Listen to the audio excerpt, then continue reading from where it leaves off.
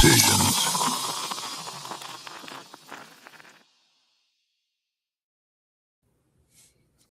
Good evening, everybody. How are you all doing? What's Mr. up, guys? Mr. Three, how you been doing? It's been a busy week, man. Yeah. Even for just a little 4-day week, it was pretty busy. So, Yeah. Not as busy as it can be or could have been, but it was busy enough that with the drive and everything else, and I still haven't recouped. So, 10, 11-hour drive will get you. It will definitely get you. twice. Yeah. Real quick, we want to thank everyone for joining us last Sunday.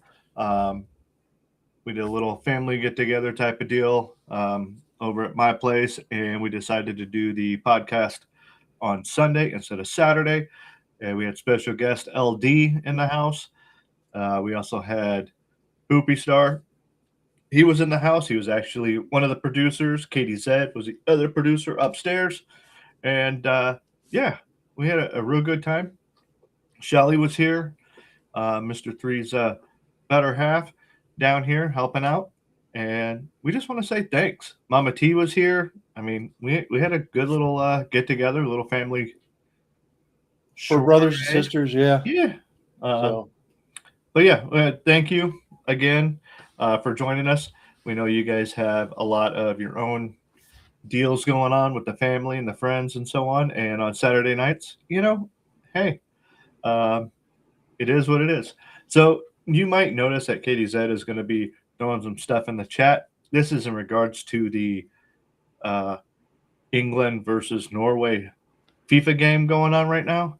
And it's a tie at the end of time or whatever. So I'm guessing they're going to have some type of kickoff. 5 each, and then someone's going to win. And this household is rooting for Norway. However, if the British do win, then we might root for them instead of the French next week. But either way, great week, great weekend. You're absolutely right. There was not enough time to get recouped, but it is what it is, and it is going to be what it's going to be. So yeah, because I don't think I rolled in here until I think it was right about noon, 1 o'clock. yeah, I think you said something like 1:30. I thought, or maybe that's just when you got a hold of me. That's probably when it was, but yeah, when I left there, I drove, and then I got to Buc-ee's. Yep. I was pretty tired. I'm not gonna lie, I almost had a big boo boo. Oh yeah. Yeah, I grabbed a black handle instead of a green handle. Oh. Oh. Well, here it's the opposite. So diesel is not in green; it's in black. Where? Oh, in West Virginia. Mm-hmm. Oh, well, that's not good. But I was just tired, and I literally put the black handle in. I literally hit the diesel side of it, pumped it, stopped. I mean, it literally had 0.3 something gallons in it. It was like maybe a glass. Yeah. Right. But if you hit diesel button, huh? I don't know. It just started pumping. So Interesting. But so yeah, I was tired.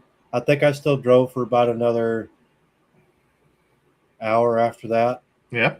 And then I said, I've had enough. And I pulled over to a rest stop. I don't know what restaurant, but I pulled over and I was out for about, I don't know, an hour. Yeah. Just enough to say, okay, sun's up, I'm out. There you go. I know you left really early. I stayed up. I know you went to bed. I stayed up with the pups so that when you did get up, they wouldn't be going a little haywire. Real quick, let's say hi to those in the chat. We've got Hoopy Star. He's in the chat. Pop is in the chat. And we got, of course, Mr. Freeze popping around in there. Mama T's in the chat. Ace Done Criminals. Appreciate you showing up. For those of you that don't know who Ace is, Ace does a lot of stuff with crime and whatnot. And sometimes he goes over court cases. Sometimes he has stupid criminals such as, I don't know, your Karens and your HOA Karens and little tidbits like that. So go ahead and pop over and say hi to him. And then Katie Zed, she's in the house. She's going to give us some updates on the soccer game. Let's see here. And Colton, your boy. Colton, your boy. New name. I appreciate you showing up. Do you just what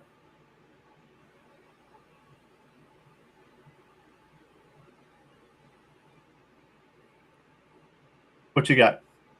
Me? Yep. Oh, I was checking to see. I'm pretty sure, because this one's empty. I do have a brand new one sitting over there. Nice. The problem is it was the last one on the shelf, so I'm waiting to find out if there was going to be any more brought in this week. And I did promise Mr. Roger a bottle. I also did promise my other brother a bottle, so I'm waiting to see if they're going to get some more in before I do anything with that, and then we're going to have to probably have a coin toss on who gets that bottle. So what are you going to be drinking tonight then? I am going to try the Blue Lot, which I believe is from the same people, so the same company. Nice. I would like to try that and see if that's just as tasty as the other one. I don't believe it's probably going to be quite as good, but you never know until you try it. Yeah. So I am going to go with some Blade and Bow. It's been a minute since I've had a little bit of that. So I'm going to have some Blade and Bow, and we're going to have a nice, relaxing evening. Nothing crazy, nothing over the top. This is actually probably going to be the only one I have. So, real quick, for those of you that are joining us, if you're on a computer, we have Landscape available for you. And for those of you on a phone, we actually have Portrait. So you can watch us while you're sitting on toilet. Yeah. So we are here doing this. Let's see here. Oh boy, England scored. All right, we may have to turn the chat off if it keeps going that way.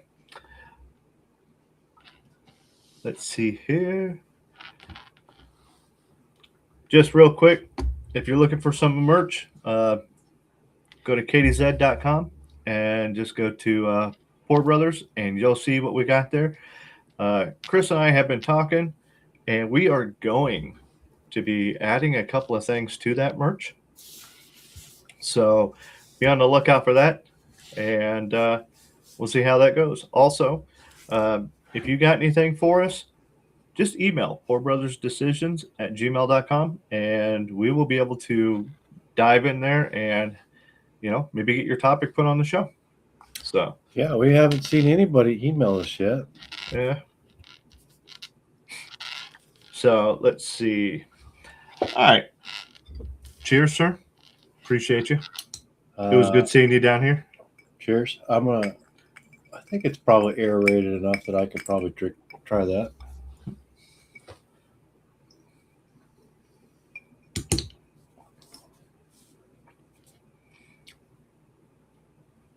Pretty good? God damn it. These guys make some good whiskey. Yeah? Yeah. That's not bad at all either. Is it as smooth as the other one?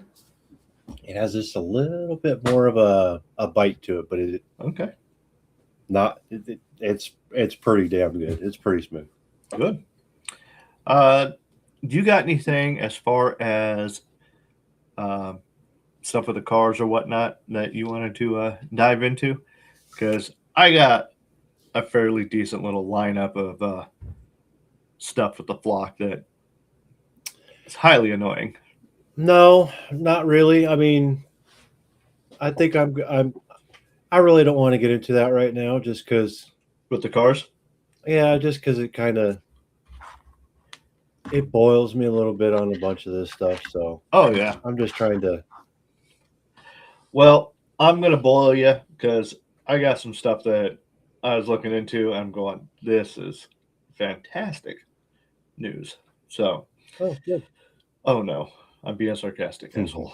I know, I know, I know. All right. So, before we get into that stuff, we're going to do a little bit of this day in history. All right. And this day in history, there's actually a couple of cool little tidbits that I didn't realize was on this day. I'm not going to go into any deep dives on any of this, but hey, it is what it is.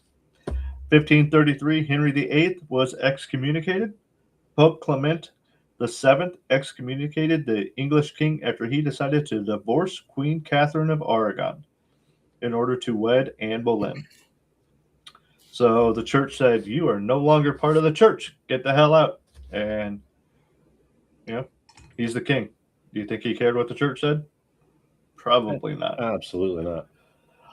Let's see. Especially with the king being the king over the land. So Yeah. Almost 300 years later is the next thing that pops up for this day in history. 1807. Aaron Burr shoots Alexander Hamilton. So if you're any type of U.S. history buff, those names are going to sound a little familiar. Burr was the vice president of the United States. He challenged Hamilton, the former Secretary of Treasury, to a duel in New Jersey after they had a long, bitter rivalry. Burr had grown to actually hate Hamilton and considered Hamilton to be a treacherous opportunist. Anyway, they decided that they were actually going to do something. He intended to deliberately miss his shot, which would have ended the duel without bloodshed. Now, this is Hamilton. Okay. He didn't want to turn down the challenge, but he didn't actually want to hurt anyone either. Burr did not miss. Wounded Hamilton, who died the next day. Burr was indicted for murder, but never went to trial and remained the vice president until 1805. So back in the day, you had beef, you called them out for a duel, and suddenly the differences right there, which was kind of interesting. Because sitting vice president goes, "I don't like you. Let's go out back." And you went out back and dealt with it. So, so what would happen if you decided that, okay, well, maybe I don't want to deal with this duel and I just don't want to have any part of it? Are you just basically, in layman's term, losing your manhood at that point, and you're Pretty considered much. kind of a chicken shit? Yeah. Yeah. You'd be labeled as such? Yeah, but you also have to remember that no one really cares. Like, there's going to be some people that care and they're going to say something about it. But in the big scheme of things, no.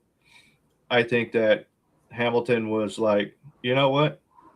I'm going to go do it because I'm not going to back down, but I'm going to miss on purpose. I really don't think he's a good aim, but, it is what it is. But I'm going to show that I'm not a chicken shit, number one. And number two, those that are standing around are going to see, hey, I was there. I showed up. I still stood my ground regardless. So it is what it is when it comes to that. But I'm kind of hoping they bring that back at some point because I'd like to see a lot of the politicians duel it out. So, yeah. This day, 1914, Babe Ruth debuts in the major leagues. Wow. So he began his legendary career as a pitcher of the Boston Red Sox, earned $2,900 in his rookie season. That's a bunch of money probably back in that day, wasn't it? Back then, it wasn't too bad. Let's see. Boston would later trade the Bambino to the New York Yankees, where he would go on to be one of the greatest hitters in modern baseball era. So, yeah. Let's see. Have you ever heard of the Terracotta Army? All right. No. So, in 1974, the Terracotta Army is discovered, consisting of more than 6,000 life-size figures of warriors. The army was unearthed by Chinese archaeologists near the site of the ancient capital, Zion. The warriors were created to guard the tomb of the first Qing dynasty emperor in 206 BCE. The army and burial site covered more than 3 acres. All right, so imagine a bunch of clay statues, and all of the statues are different. Like there was no mold that you had like 20 or 30 of the same guy in a different pose or something. That just wasn't there. The emperor had these buried with him. And there's over 6,000 statues. Some of the statues also had horses and chariots and stuff like that. There was also a lot of mercury found there, and no one knew it was there. Like some farmer come across it. And then they started digging, and they kept finding these life-sized statues of the Terracotta Army. Matter of fact, I wonder. Haven't they depicted that in movies? Yes. Yes. Okay. So inadvertently, yes, I do know a little bit. So let's see if I can pull a somewhat of a okay picture of it. There we go. Let's try that one. Haha. This will work just fine.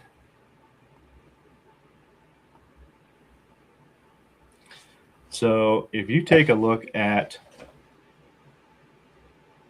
can you see it? Yeah, it's a little small, but yeah, I can see it. Well, let's see here. Let's go with that. So all of these are life-sized. Why is it not showing my mouse? Are you pointing to the one on the right? Yeah, the far right there. Yep. Interesting. Normally it shows the mouse. It's not showing it tonight. I apologize, peoples. Then you got this one, another view. So There's when they your started, mouse. say again? There's your mouse. Oh, there it is. So you can see it's underneath this dome structure here. When they started finding all these and they started unearthing them, they built this over the top of it to preserve it as best they could. Right.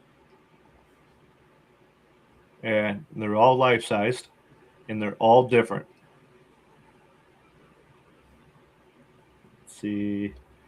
So it makes me wonder if the reason they were able to make them all different was because they were modeling them after actual individuals.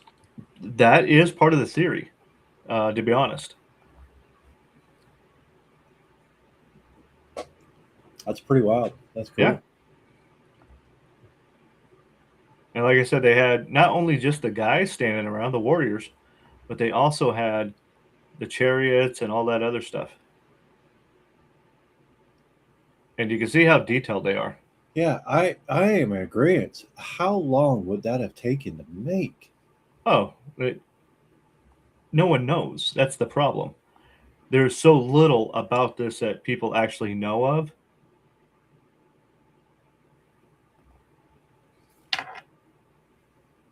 it's absolutely stunning. You know, when you look at all this and the different poses that they're in. So,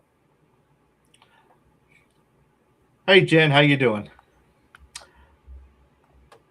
Well, yeah. So that's what the Terracotta Army is,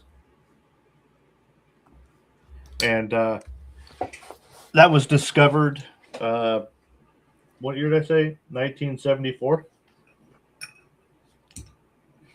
So this is like a really, really recent discovery when it comes to something that's over 2,000 years old. Yeah, that's So pretty wild. let's see, 1979, Skylab, the first American space station, came crashing down back to Earth in the Indian Ocean. And Australia just kind of burnt up as debris. And then, oh, you want to hear something funny? On this date in 1981, in the United States, this became the first case in history in which a woman was ordered to pay alimony to her former husband. Nice.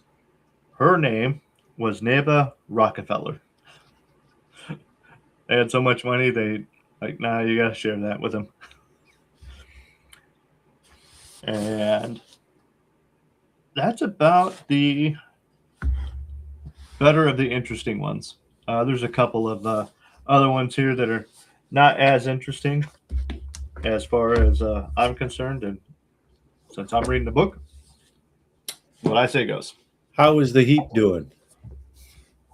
On the Jeep, Yeah, how's the Jeep doing? it is phenomenal. Yeah. Yeah. I didn't drive it the last 2 days. I need to get a new headlight. Quick, easy fix. I just need to get the headlight. But no, even after you left, after we got the AC going and everything, and we kind of did what we did with that, it started getting kind of cold in it. Like it just woke up and said, "Oh, this is what I'm supposed to do." So I was like, "That's interesting." That doesn't make sense to me, but I mean, I don't care if it makes sense or not.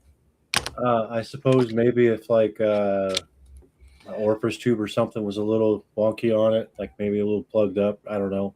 Yeah, and it worked But- itself loose. You know, the thermostat in there decided to open all the way up. Well, it's just it's just a tube with a bunch of holes in it. It's an orifice tube. So I mean, I don't know. Either way, hopefully it's not too full or it's not. I mean, obviously it's not too empty because it's getting cold. So Right. And no, it's doing good. I got to make a run in the morning back to work for about an hour ish. So I'll take the Jeep in the morning. Hopefully, it'll be just light enough out to where I won't get in trouble for not having a headlight. But I want to make sure I run it every now and again. And then, yeah, it's been doing great. I really appreciate the help on that. And again, people, I was right. You got to take the entire front end of the Jeep off in order to get to the damn radiator. I would have been lost. So glad I waited because I'd have screwed that up, lost parts, and then Chris been like, nope. It wouldn't have been that bad. You could have. Yeah, it done would it. have. No. There wasn't that much there. I am smarter than that. I know my limitations. You only need to do it once or twice to know how to do it. Yep. Yep. There wasn't that much there. Yeah, there was. Yes, there was. All right. So anyway, no, it's doing good. I appreciate that. No, I just wanted to make sure it was still top notch for you. It is, and I'll be taking it for a little run around Sioux in the morning for a little bit. Oh, and remember that popcorn ceiling in the living room? Our popcorn ceiling in the living room? Okay. Yeah, that's all gone now. They're coming back tomorrow, and they're going to finish up and then paint, and we're all good. So got all that damn popcorn off the ceiling in the living room. Can't stand it. Never paid attention, to be honest with you. I well. didn't even know. Didn't even know. And I was Yeah, well. there. Yeah. Yeah. So, but no, I think right after you left, because you left on Monday morning. Mhm. Yep. Monday night, we ended up going to dinner with the neighbors and watching a little bit of soccer at dinner. How was he feeling? Better? Yeah, he was feeling a little better. Yeah, he's feeling a little better. But yeah, we ended up watching a little bit. Came home and I had to be back at work 5:30, 5 o'clock, 5:30 on Tuesday. Didn't you say you were without power for a little bit? Yep. On what day? On Monday. Yeah, It was Monday. it was Monday. About the time you got to the house, back to your home, the for whatever reason the power went out like completely. We're like, oh, okay, cool, and go Did, running around. did you guys get the storm or did you, or no? No, there really wasn't a storm. Oh, Nothing crazy. I mean, we've had other ones come through, didn't lose power. I think it just happened at the right place, or there was people working on lines. And I'm more leaning towards someone was working on the lines because it was very limited on the power outage. And we have lines that are underground, so we don't typically have that type of issue. And if we do, it's usually limited to just a couple of minutes, and it lasted a couple hours. So, but I did get to go back to the Tractor Supply and look around and poke around a little bit. So that was good. did you get one? No. So the power came back on, and I was going to get a smaller generator. Uh, I don't have a small generator. I was going to get a small one. The one that I really want is the one that's got um, the ability to do gas or propane. Mhm.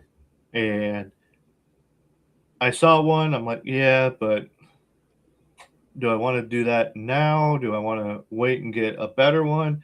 And then the power came back on. We're like, all right, we're going to set aside and really focus on which one we want. So, I but know that I'm behind because I would like to have a whole house generator here just due to snow and oh yeah, winter months here. So if I lose out on that, I am, whole house generator though, going to be a penny. It's going to be a pretty penny. yeah. I, I'm taking it easy. I just put a brand new unit on my house a Yeah. year and a half, 2 years ago. So uh, I had the whole furnace replaced, and then the house didn't have AC. It had window units. Yeah. So uh, we got rid of the window unit for down here, and then when we had the furnace put in, we had AC put in. So um, we now have AC in the main part of the cabin. Oh, that's good. I still have to figure out what to do upstairs. We're still utilizing a window unit up there, but we're using one of the new U channel ones. Yes. It's I think Medea makes it or something, but it's a U channel. So The window actually can close. on it, yeah. So the Yeah. motor side of it's outside of it, so it's not inside to where you can hear it. And it is by far the absolute best thing that we did because we for the first 3 years we were here, we were using that. Yeah, those window Other, units. we were using that Medea unit here, but it wasn't the U-shaped channel one. It was just a standard window unit. So you had to close the window on up towards the top of it, and you had to fill in the sides, and Right. it just made it super, super, super noisy, and it made it hard to sleep in the summertime with that thing going. But once you got a couple weeks in or 3 weeks in, it Yeah, it turned into kind white of started. noise. It never turned into white noise because I never really actually ever slept all that well with it, but you started to get used to it. But boy, I tell you what, when you got rid of them, you had to have some sort of white noise because of how loud the damn thing was. Yeah, I imagine. In the winter time. So but yeah, no, I'd like to get a whole house, but as soon as I knock the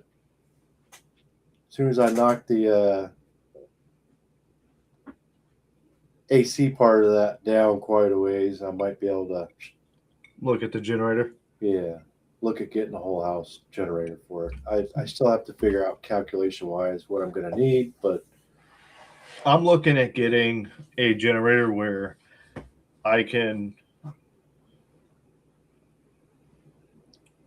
run the refrigerator, the freezer, washing machine, not the dryer, washing machine, and maybe a couple other small appliances, or be able to like computer or whatnot if something does happen.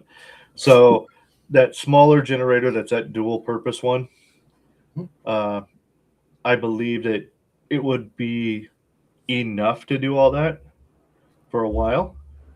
you probably It's couldn't do multiple things at once, but you could probably do one at oh, a time. they actually have um, larger models that would do multiple. Sure. Um, and what you would do is you have to have an electrician come in and do this, but on your actual circuit breaker panel, you can have it to where you plug into that, you turn off what you don't want, and it doesn't backfeed back to the city either. So you're not giving them free Free power. power. Right. Yeah. Um, but it will have certain things on. So looking into doing that so that I don't have to worry as much, if something does happen about losing a refrigerator full of food, freezer full of food, something like that. So I thought about that too, just doing something small like that. But if it happens to me in the wintertime, Oh, you could be a week, 2 weeks. it could be. But Yeah. also on top of that, I'm looking at running a heater. That's kind of my Oh, goal. yeah. So Yep. with as much power as that's going to take, Yeah. and then also my hot water heater is not, it's not an electric one. It is propane. Oh, that's good. Or no, actually, it is electric. Oh, It is. My stove is the only thing that's propane. So it's the only thing I have in my house that's propane. So I kind of thought about maybe flip flopping that and making it to where my hot water heater would be propane. okay. But anyways, with that being said, the only reason I decided on doing something smaller would just be because if I had to have power in the wintertime, the heater is going to be the one that's going to take up most of it anyways. Oh, absolutely. Whether it be the furnace side of that, which is propane, because my furnace is electric, but it runs off propane. So, and then my stove is propane. Now, But in order to run those, you got to have electricity. Maybe not so much the stove, but the heater does. do you also have a fireplace? Mhm. That's something that It is occupied currently with a pellet stove. Oh, So the pellet stove is electric. gotcha. And then I also have baseboard heating. Right. So I would like to, at some point, go through this house and I would like to pull all of the baseboard stuff out of it, the baseboard heating, Okay. and free up probably a good 35 to 40% of my panel backup because it's full with all of those. All the baseboard heaters. Uh-huh. Yeah, because I have a ton of them here. Interesting. So, but yeah, I would have to do the same thing. And I would have to have an electrician come out, and then I'd have to have him do the converter box and all that, and have it put into where, if I needed to, I could flip this switch and plug in my. Right. But if you get one of the bigger ones, though, those are already pre-plumbed. Like they drop those Generac systems in, and they already get it wired to the house and everything, so that all you got to do is flip this switch off, flip this switch on, and your house is back up and running. Or if you're even lazier than I am, lazier than that, which I'm pretty lazy, it should just automatically kick on after a certain period of time of the grid power being out. It'll just go poof. Okay, there's no power. I'm kicking on. Let's go. But that comes down to the thing that you want to make sure you're not giving away free power. Well, and the way that I understood it is, if it's loses power, the generator should kick on automatically, and then I would continue to take power, or I would continue to have power. Yep. And then if the city comes back, the grid heat stuff comes back, then my generator should just shut back off because it should sense that. Be nice if it did. I'm pretty sure that's the way they're set up. It'd suck if it didn't. So, yeah. I should have got that one and brought it to you. That's pretty damn good. Is it? I know we finished that other one. It didn't even take us 24 hours. No, we got rid of that one pretty quick. That was pretty good stuff. That was a good night, though. Yeah. That was a fun night. I'm sure that Hoopy Star has a couple of good memories from that night as well. So anyway, sorry, didn't mean to do that. Go for it. No. Let's see. We've got pay enough, and it does all that for you. Yeah, it does. When you're talking about those generators, I'm sure they've got it set up to where it doesn't backfeed, and you don't give away free stuff to anyone. What? There was something else I wanted to. Oh, you know what it was? Today's the 11th, so 2 days ago, Pops had a birthday. I ended up having to work really late that night and didn't get a chance to talk with him until after work. But he sent that picture that carrot cake. Man, that looked delicious. I could taste it. Yeah, that damn carrot cake. I was like, damn it. I was talking to him today about it a little bit more, and oh yeah, I said, they make little containers that you could put dry ice in. Oh, you can send that stuff. Because he was talking about, oh yeah, I just cut that up, put it in the freezer, and I'm saving that. When I want a piece, I just pull it out, let it defrost. And I'm like, yeah. You could freeze that, and then you could put it in a container with dry ice, like they send food and stuff in, legit. Yeah, and then you overnight. Could send us a piece. Overnight it. I mean, even a couple of days, because that dry ice lasts a couple of days. I would rather just not risk it, because one of them damn UPS drivers or FedEx drivers or whatnot's going to eat it. So, your fender, that fender flare, how'd that? All good? Good. Spot on. Nice. Did you get that fixed already? Tuesday, when I went back into the shop, and I was at the end of the day dragging my ass across the ground. I said, I'm going to put this on now. Yep. So, well, my big adventures was coming back, and they're like, hey, we didn't want to bother you while you're doing your thing, but this is broke, this is broke, this is broke. I'm like, damn it. Gotta fix this. And I'm okay with the stuff that I know how to do. I can figure out some of the stuff that I have an idea about. But there's one thing I was like, I have no clue what I'm doing here. And I'm looking around going, there's no one else that's going to be able to help me out with this. So I sat down and I looked at it and went, all right. Does the Google machine have a hint on what direction I need to go? Yeah, it pointed me in the right direction. So I'm looking, all right. And I got to get up and going, and everything was good and everything was gravy. And I'm like, all right, cool. I needed that win because. So how does that go? What's the old saying? Fake it till you make it. Oh, absolutely. That is the only way to get through life. Those that are running around with all that knowledge in their head, they can go sit and spin. I'm all about let's get in here and let's figure it out. And Fake it until you make it. So that's kind of not fair either, because like Pops and I, we have a lot of background no. knowledge. But you learned that over time. Mhm. You had to learn that. Other people just, just do this.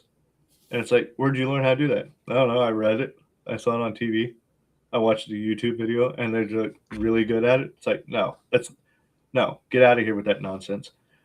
You got to fail. You got to stub your toe. You got to whack your knuckles while you're up underneath something. You got to lose a finger. I got cuts all over myself. Exactly. You learned from doing mechanical stuff. I am scarred up, and I wear them proudly. So yes, I'm not going to wear them proudly for too long, because I don't want to keep doing that. But you earned it, and you faked it until you made it. Yes. So, and yes, you learned stuff along the way to where you didn't have to necessarily fake it. But damn it, you walk in and you just do it. So here's something I didn't know that Pops did. What's that? So there's something you didn't know that Pops knew. I know. Is that what you just said? Yeah. Okay. Well, I hate to break it to you. There's a lot. Yes. Understood. But on the grand scheme of things, as far as basic engine is concerned, yeah, you have an inline 6 or an inline 4, so straight inline. Mm-hmm. And then you have your V pattern. So you have your V6 and your V8. V10, you also have a V12. W. You have the W engines also.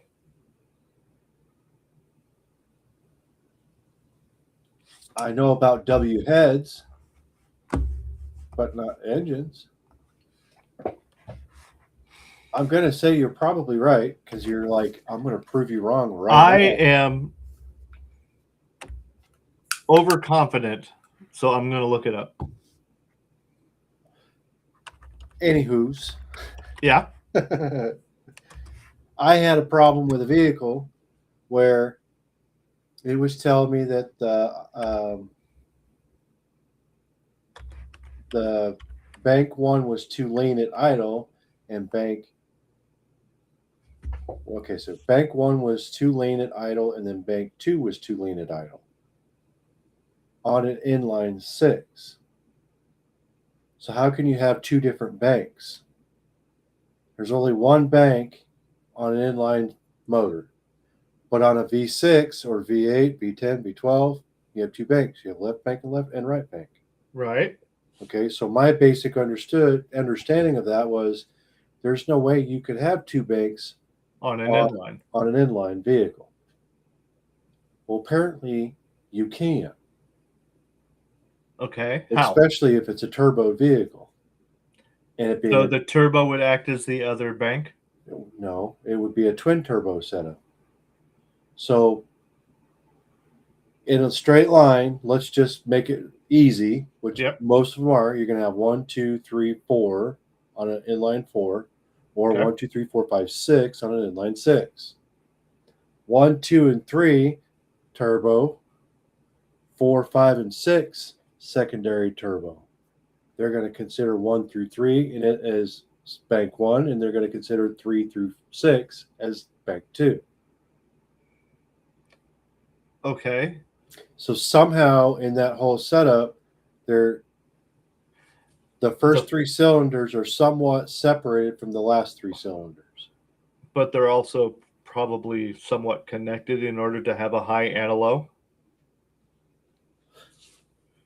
I don't know yet, because I don't understand how they can separate the 2 cylinders to have a bank 1 and a bank 2, because there legitimately is 4 oxygen sensors. There's 2 upstreams and there's 2 downstreams.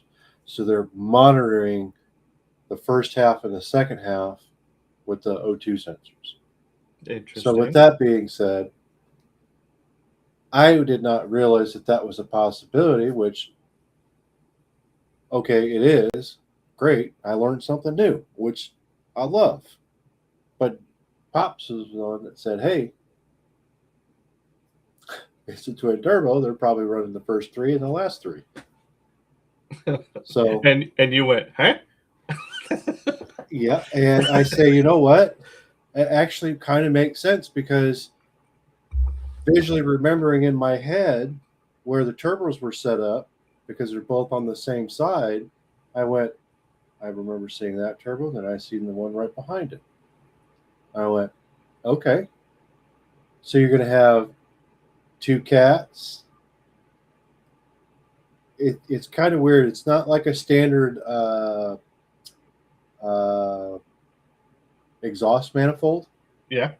There isn't an exhaust manifold. It's a turbo flange manifold Oh. built into the head block area. Okay, it's built into the head. So you have a turbo manifold in here, and then you have a turbo manifold here, and the turbos mount to that, and then they go down into the cat. Each one of them goes down in their own cat, and then somewhere down the exhaust line, they go into one, and then go into one going out. No kidding. Yeah, so it's pretty trick, right? Someone sat there and designed that and took a lot of time making sure it worked. And I'm sure it's probably been that way for a while because Pops has been out of this for a long time. Right. So, but he knew.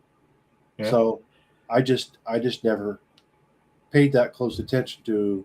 Well, also, like, how many inline sixes or inline fours do you work on, comparatively speaking? Like, if you had to put out of 100 cars that you work on, how many of those is going to be an inline six or an inline four?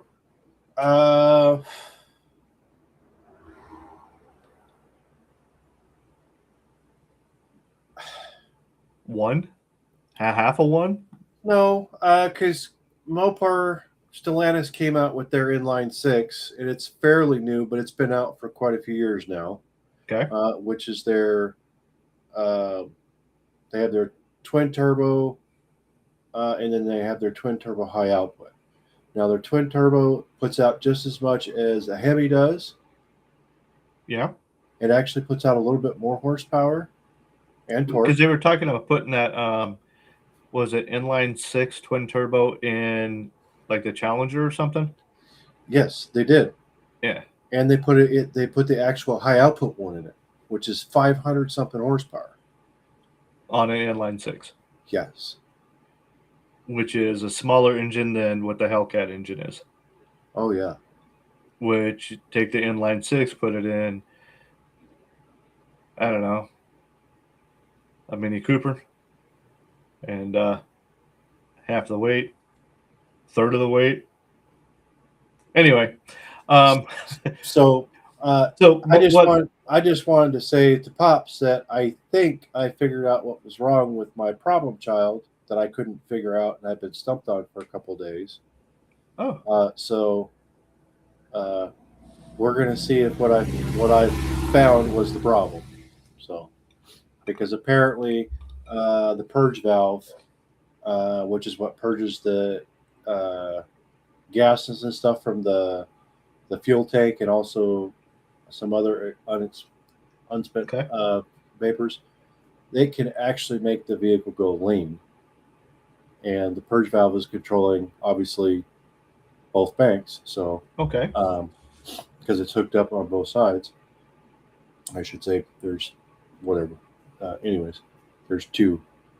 So, the purge valve to me, and the consensus was to the other tech that the purge valve wasn't operating as it should. So, anyways, replace the purge valve and see if that works. All right, so back to my W engine. You know what the inline engine is, you know what the V engine is. Okay. Mm-hmm. The W engine is V engine split them into two angled banks forming the V and W. So they put them side by side to put two V's together and made the W. So that's all they did. They just took the concept of a V engine and put it side by side with itself and made the W engine. Interesting. Yeah. And I don't remember what vehicle I had originally seen that with, but I want to say it was some exotic car. They might have something up here. Uh, da, da, da. They're essentially two narrow angle V engines placed side by side in a single crankshaft, creating a cross section that resembles a W. Yeah, okay. Bugatti, Bentley, Continental, the Bugatti Chiron.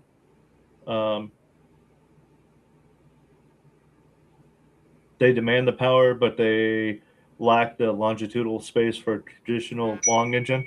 So they took that long engine, the V8, turned it into a V4, put two V4s next to each other, made it a W4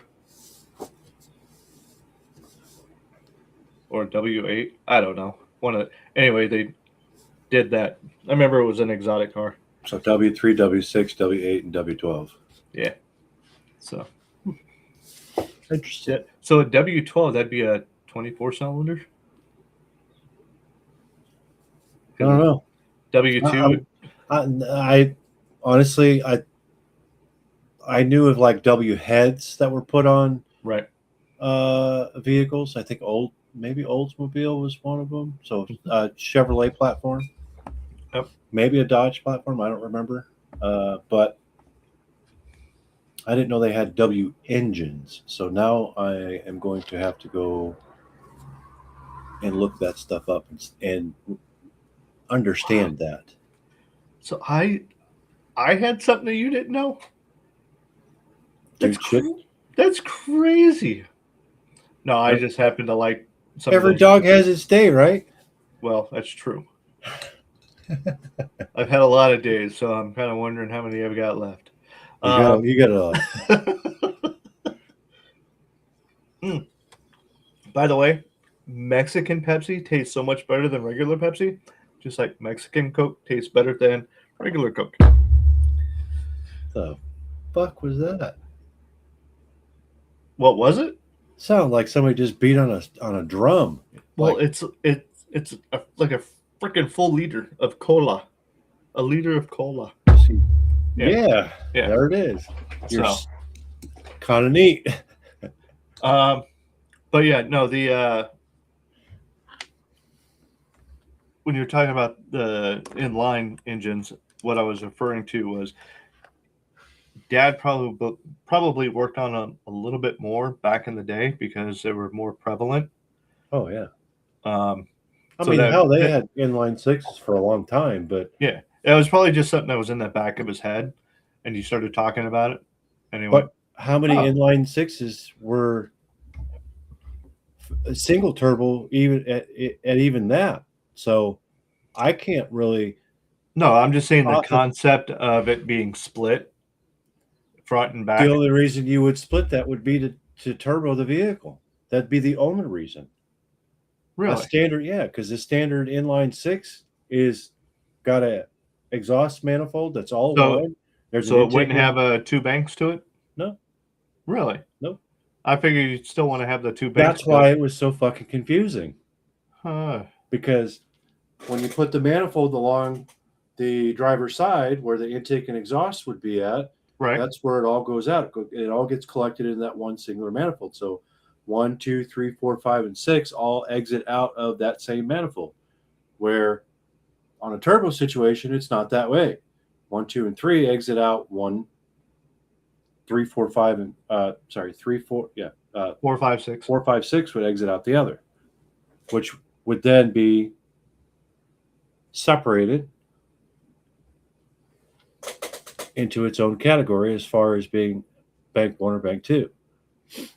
Now, what would be the purpose of having them separated? Why would you need to? I honestly can't tell you. My thought process on that would be maybe for power balance between the first and second turbos. Okay. That does make sense. You're probably onto something there. I don't know. I don't know. What you said makes sense. I don't know enough about the new Hurricane twin turbo motor yet to know. I haven't actually had the opportunity to sit down and go through all of it and figure out what it is that they've done and why they've done what they've done. I know it's been out for a few years, but I don't know. Yeah. Just so everyone is aware, England has taken out the Vikings. Norway is out of the running for the FIFA challenge. So, Yeah, we see oh that well. in the notes there. Oh well, it is what it is. So yeah, interesting. No, it is interesting. I know they've been doing turbos on 4 cylinders for a long time. Mhm. I know they've been doing turbos on 6 cylinders for a long time, but Yep. not your. Most times it's been aftermarket. Not too many manufacturers were. I mean, there were manufacturers making cars with turbos, and they've been doing it for a little while, obviously. But it's been more and more lately because they've they're had making them for quite a while. But it's just they're making the engine smaller. and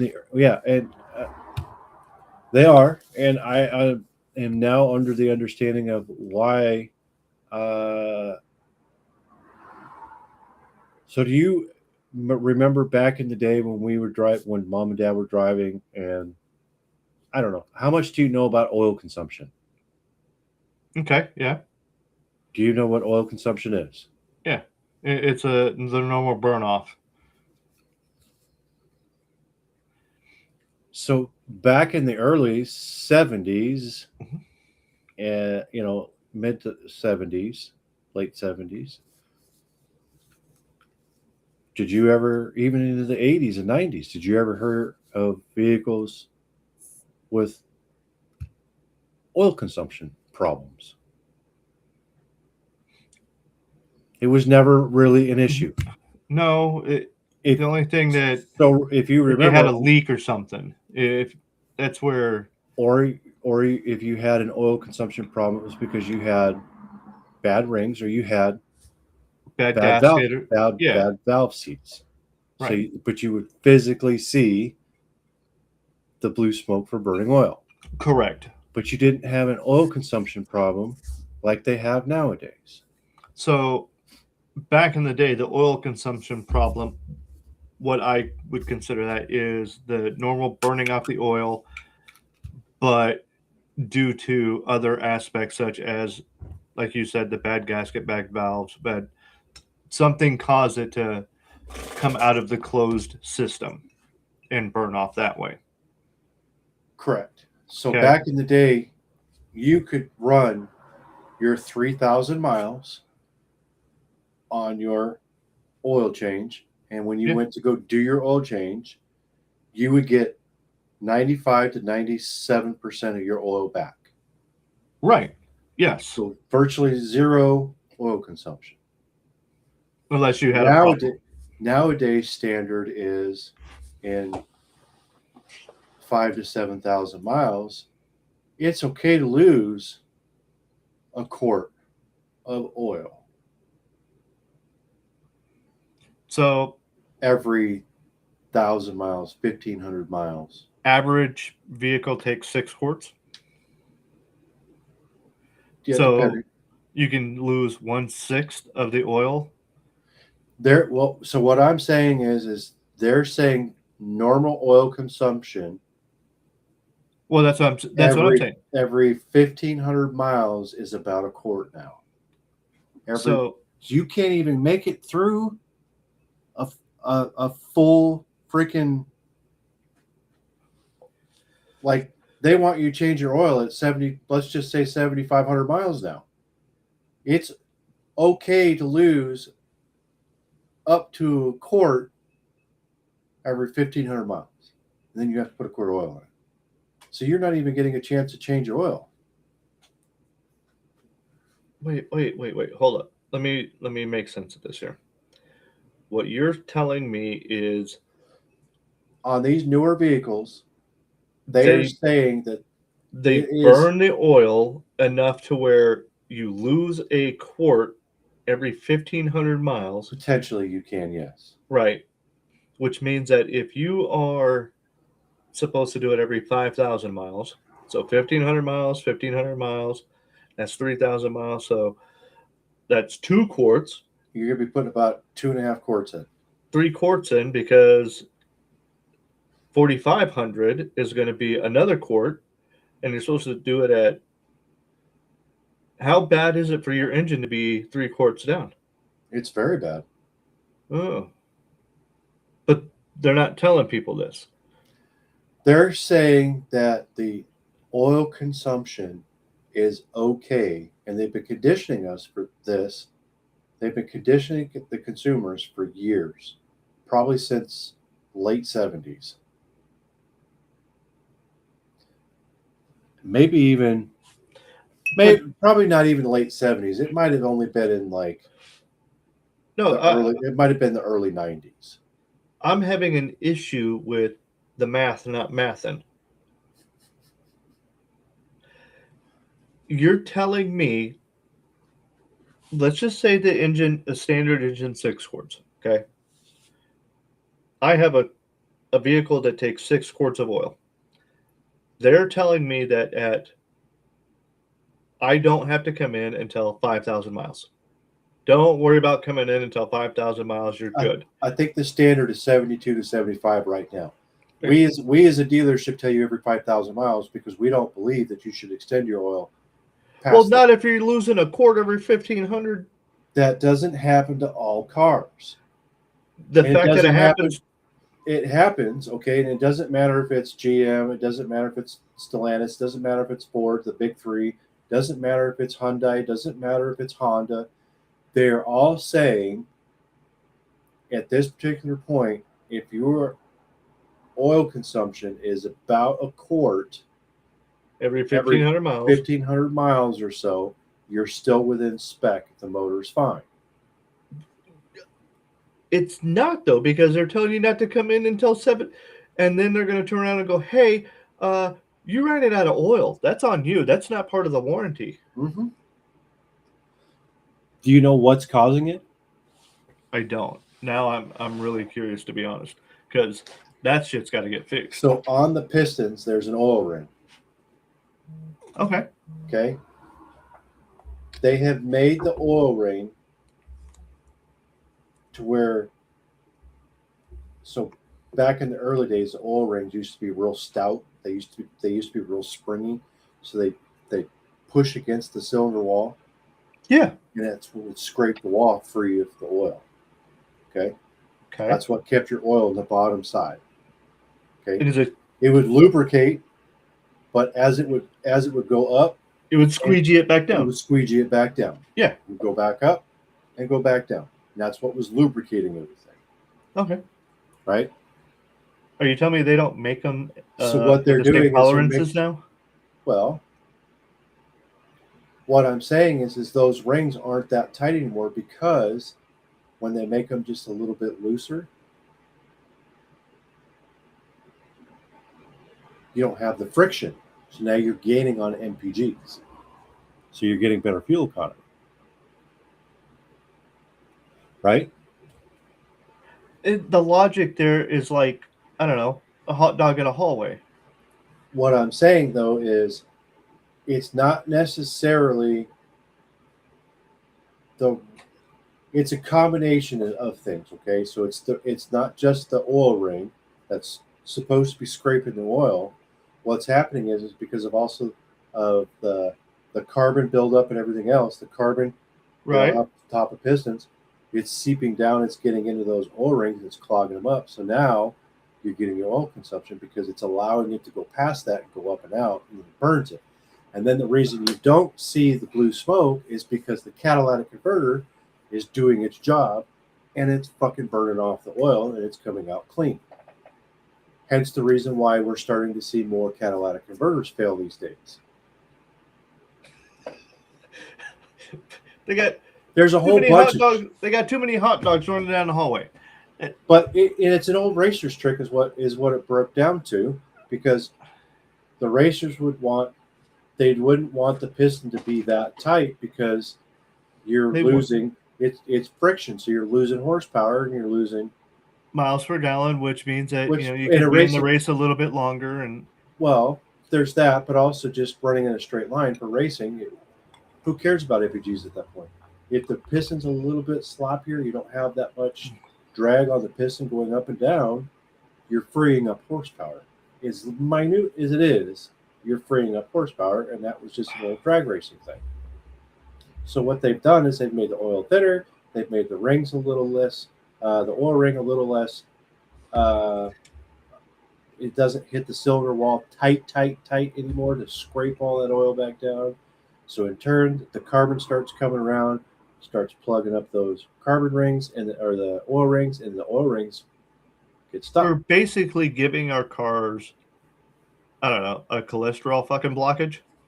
Yeah. So in the standard world right now, if you're losing about a quart, half a quart every 1,500 miles, the standard is the engine's operating as it should. Don't worry about it. Just keep oil in it. But yet you can't make it through an oil change. Yeah. Hence the reason why on my Jeep, I do my oil change every 3,000 miles. Okay. And on my pickup truck that I know can go 10 to 12,000 miles, I do every 5,000 fucking miles. Right. And yeah, I'm you're also wasting. going in there and I'm looking and making sure I'm still of the old school fashion. Get in there, pull your dipstick, check your oil. Once a week. Yeah. What is wrong with the world? Well, You see why I didn't want to fucking get into this shit? Because it's so fucking frustrating for it's the goddamn aggravating. consumer. You know, they don't understand at that level why they're losing the oil, and it's because they've been fucking us from fucking day one. This EPA bullshit. Oh yeah. Yeah. Okay, you got to get better fuel mileage. Well, okay, so here's an example. What was it? The average between all of the automakers was like 13.1, okay, on the MPGs in, say, 78, 79, okay? Across the board, everybody was getting, on average, 13.1 miles per gallon, okay? Yep. In 95, what were we getting? Oh, I have no clue. Like 25.3 or 25.4 miles to the gallon, okay? Yeah, because And here we are in 2026. What is our MPGs? it went Across down. the board, it's 27. We've gained 2 freaking MPGs roughly over the past 30 years. In past 30 years. Yeah.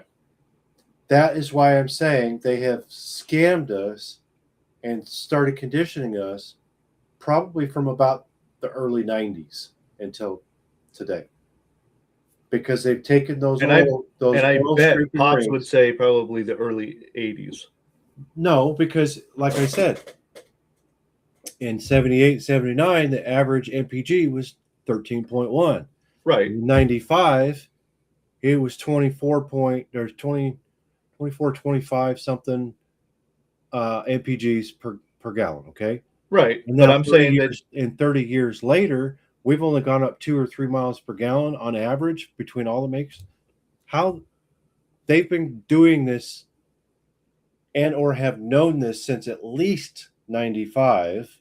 correct. Prior. And I'm saying that Pops probably saw it on certain vehicles as early as the early 80s, because you have states like California with these regulations that they started rolling in. You got rid of your gas. You had gas, and then they said, oh, here's unleaded. So you had leaded or unleaded, and you had to choose between leaded or unleaded. You had diesel, but leaded or unleaded, and then they got rid of the leaded. Oh, it's so bad for everything.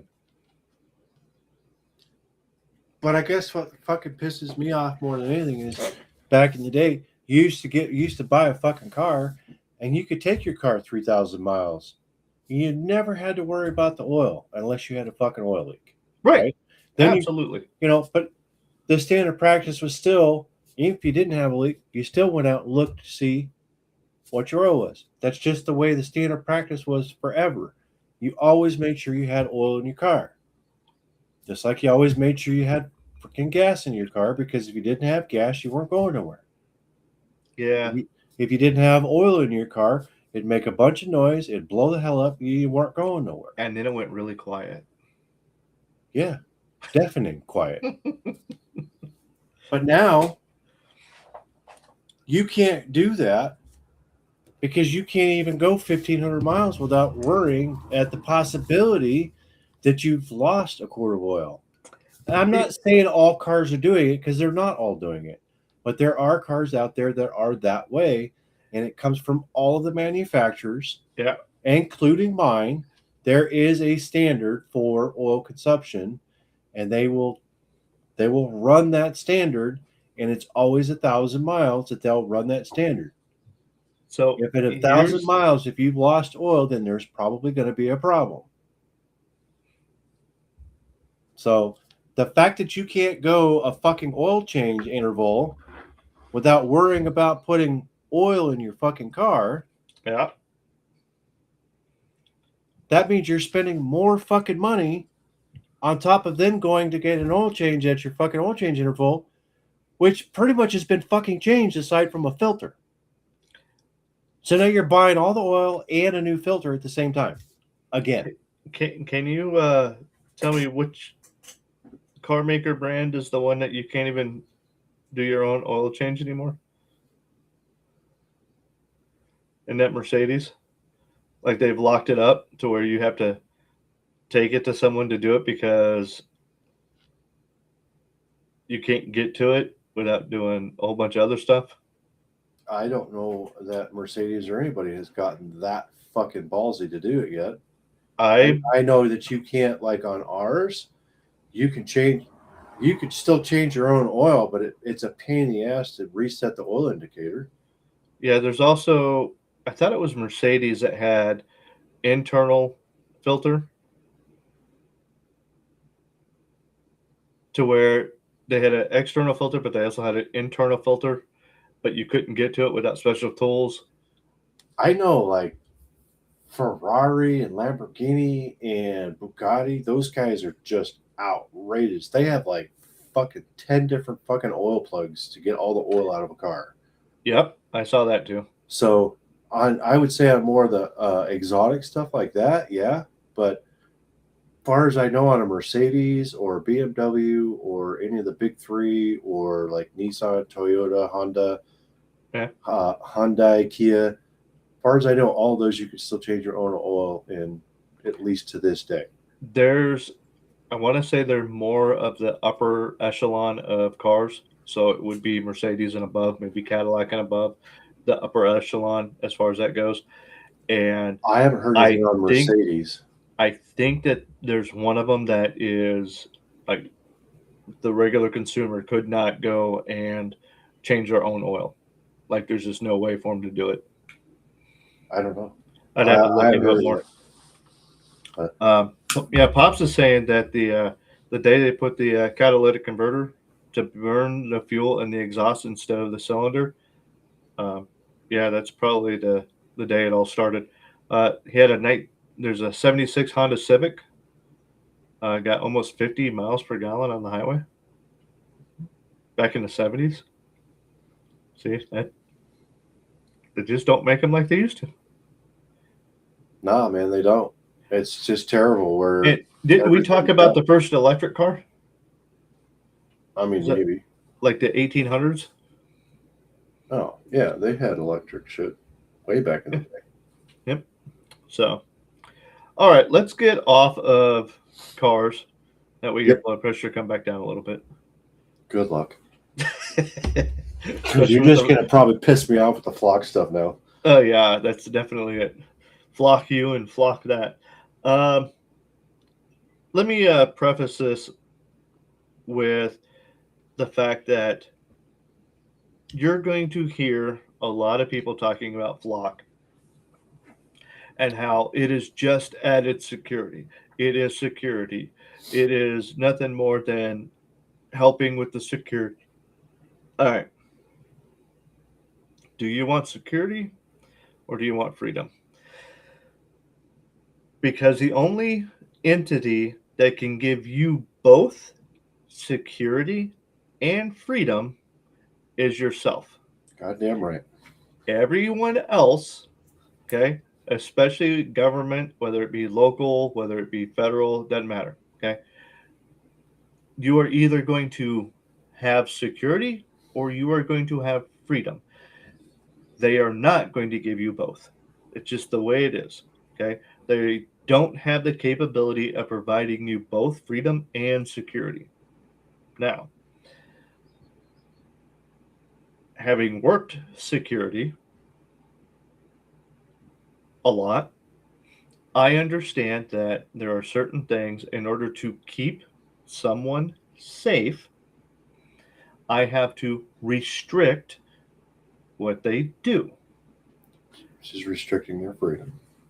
And that's how you have to look at it. In order for me to keep you safe, I have to restrict your movements in one way, fashion, or another. Okay? Because if something does pop off, I am moving you the way that I need to move you in order to keep you safe, but you've lost that freedom of being able to do what you need to do or what you want to do. You've lost your freedom of movement. Correct. It's the same thing with those flock cameras. Okay. They keep throwing this damn security thing up there. But what they're doing is it's all surveillance. And none of their security that they keep throwing out there is anything more than reaction. Okay. Um, you can either be proactive, which is being ahead of any situations, or you can be reactive, or what I like to call a first responder. When have you ever seen an ambulance show up, grab someone, and prevent a heart attack?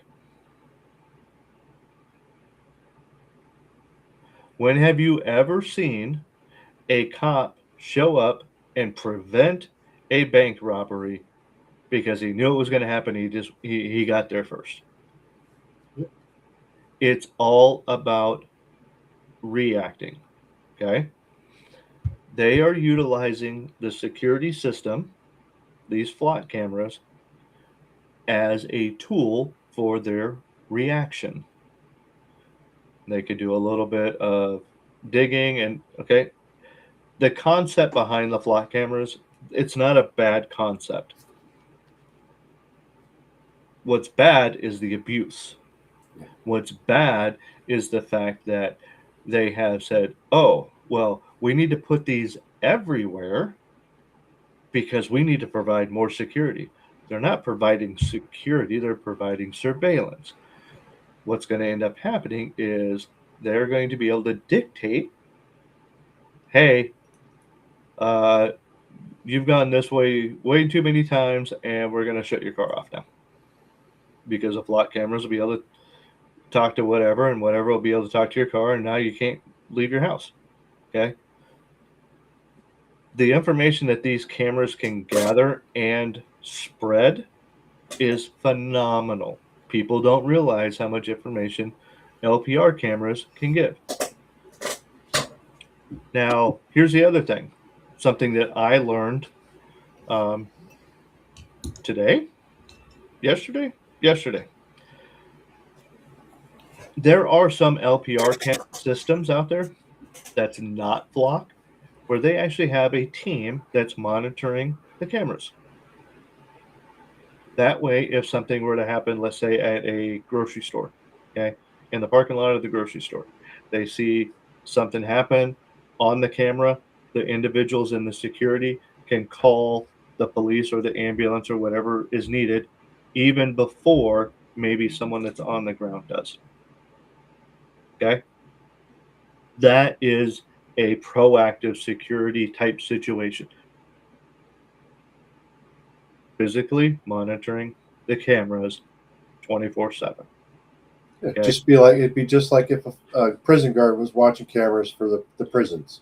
Correct. But let's say this right here is for a shopping center.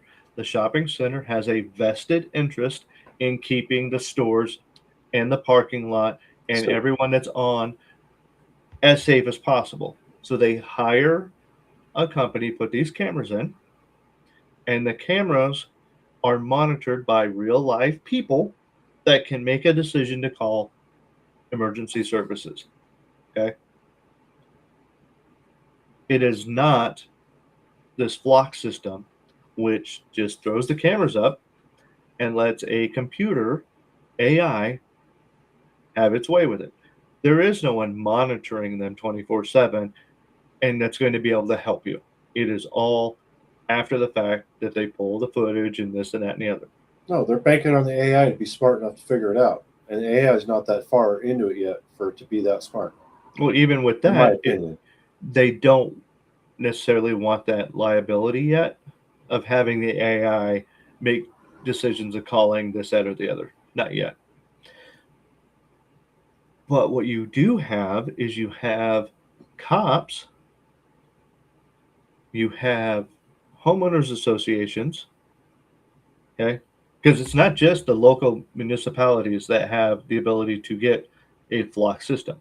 Your HOA can put a flock system in your HOA and they can monitor those cameras within your neighborhood. How many HOAs have you heard nightmare stories from?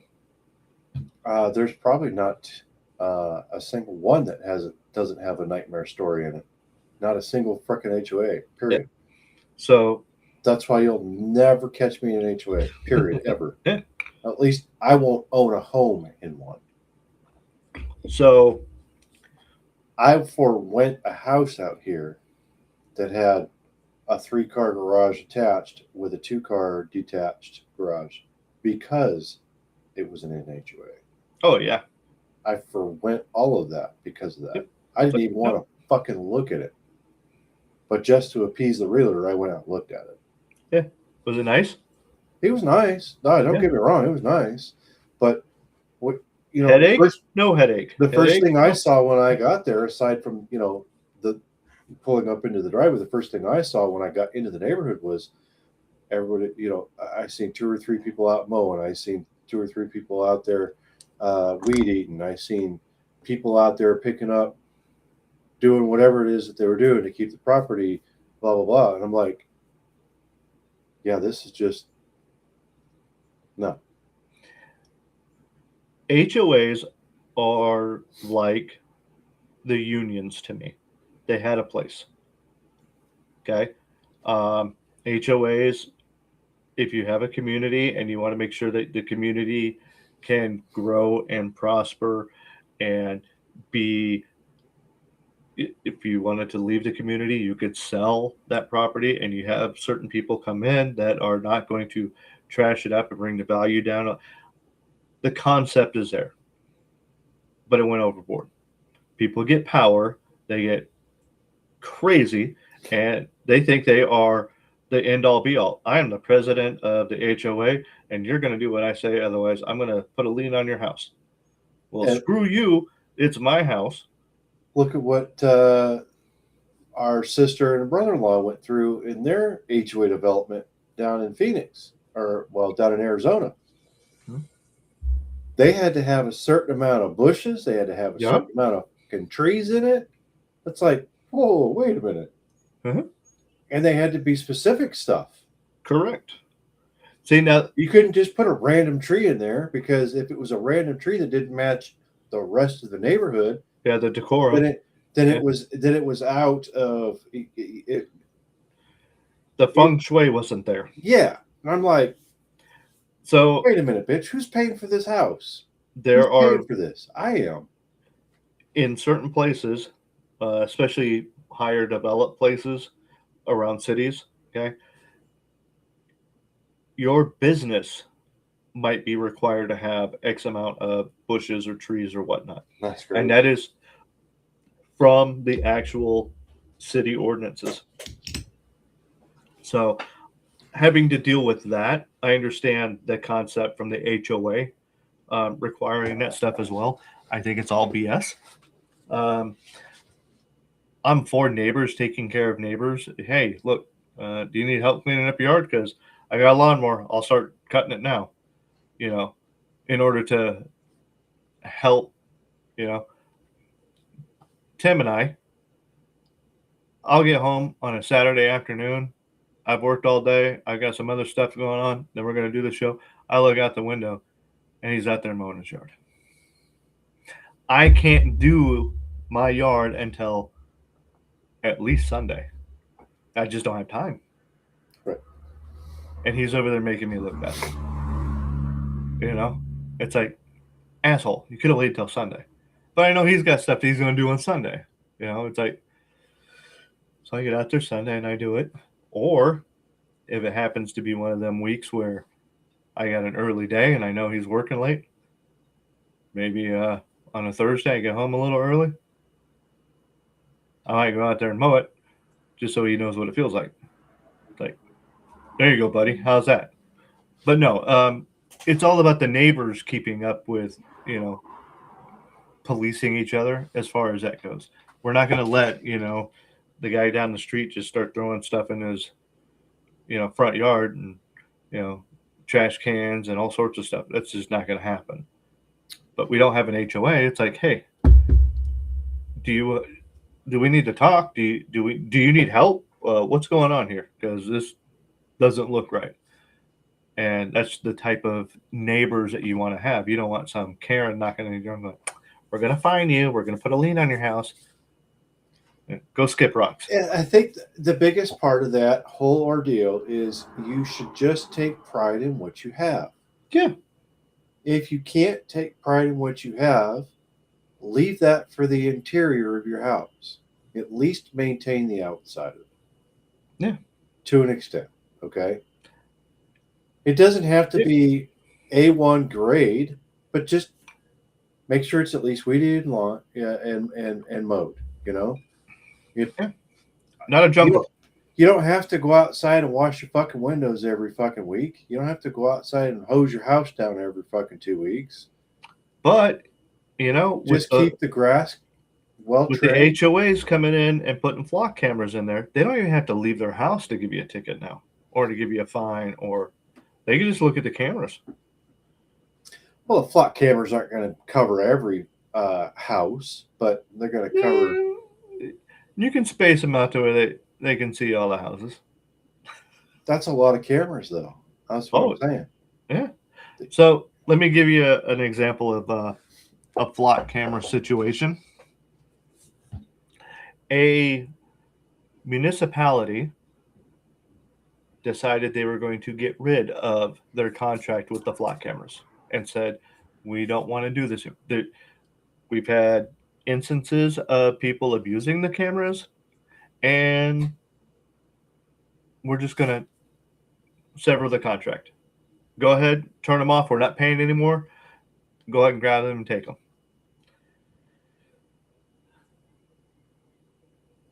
The police of that municipality wanted to continue to use said flock cameras. They got with Flock and said, hey, look, we're trying to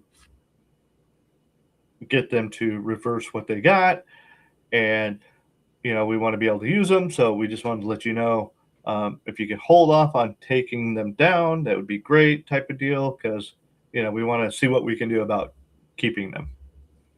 And Flock went, don't worry, we're going to leave them up for you. You're going to have full access. You don't have to worry about paying for it. That way you guys can get your stuff figured out. We'll work on the money after. The city municipality said, we're not paying them. We want them gone, done and over with. We don't care what the police want. They can go back to regular old school policing, get rid of the cameras, and they were still there for 6 months. And the police have been using them ever since. And the city's like, we're not paying. And the police are like, yeah, we get it for free. What do you think of that?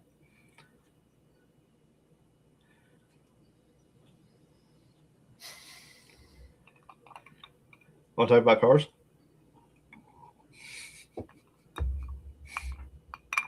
So the whole thing with the security versus freedom, okay? You can't have both given to you by a government that's agency. The flock cameras, they know exactly what the fuck's going on, what they're doing. Oh yeah. That's why they went, yeah, don't worry about it. Yeah. Yeah. Even if they went on for a year and they never got a single dime.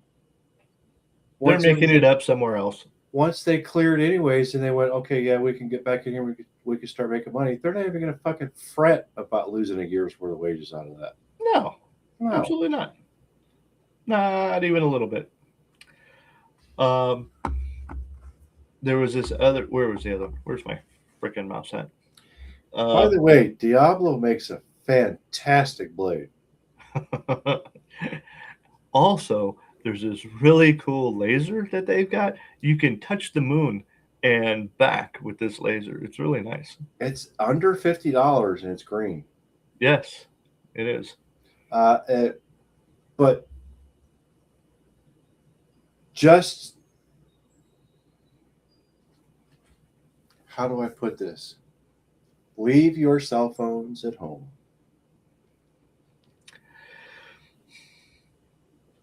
So They also make these really cool glasses that distort images so they can't get facial recognition.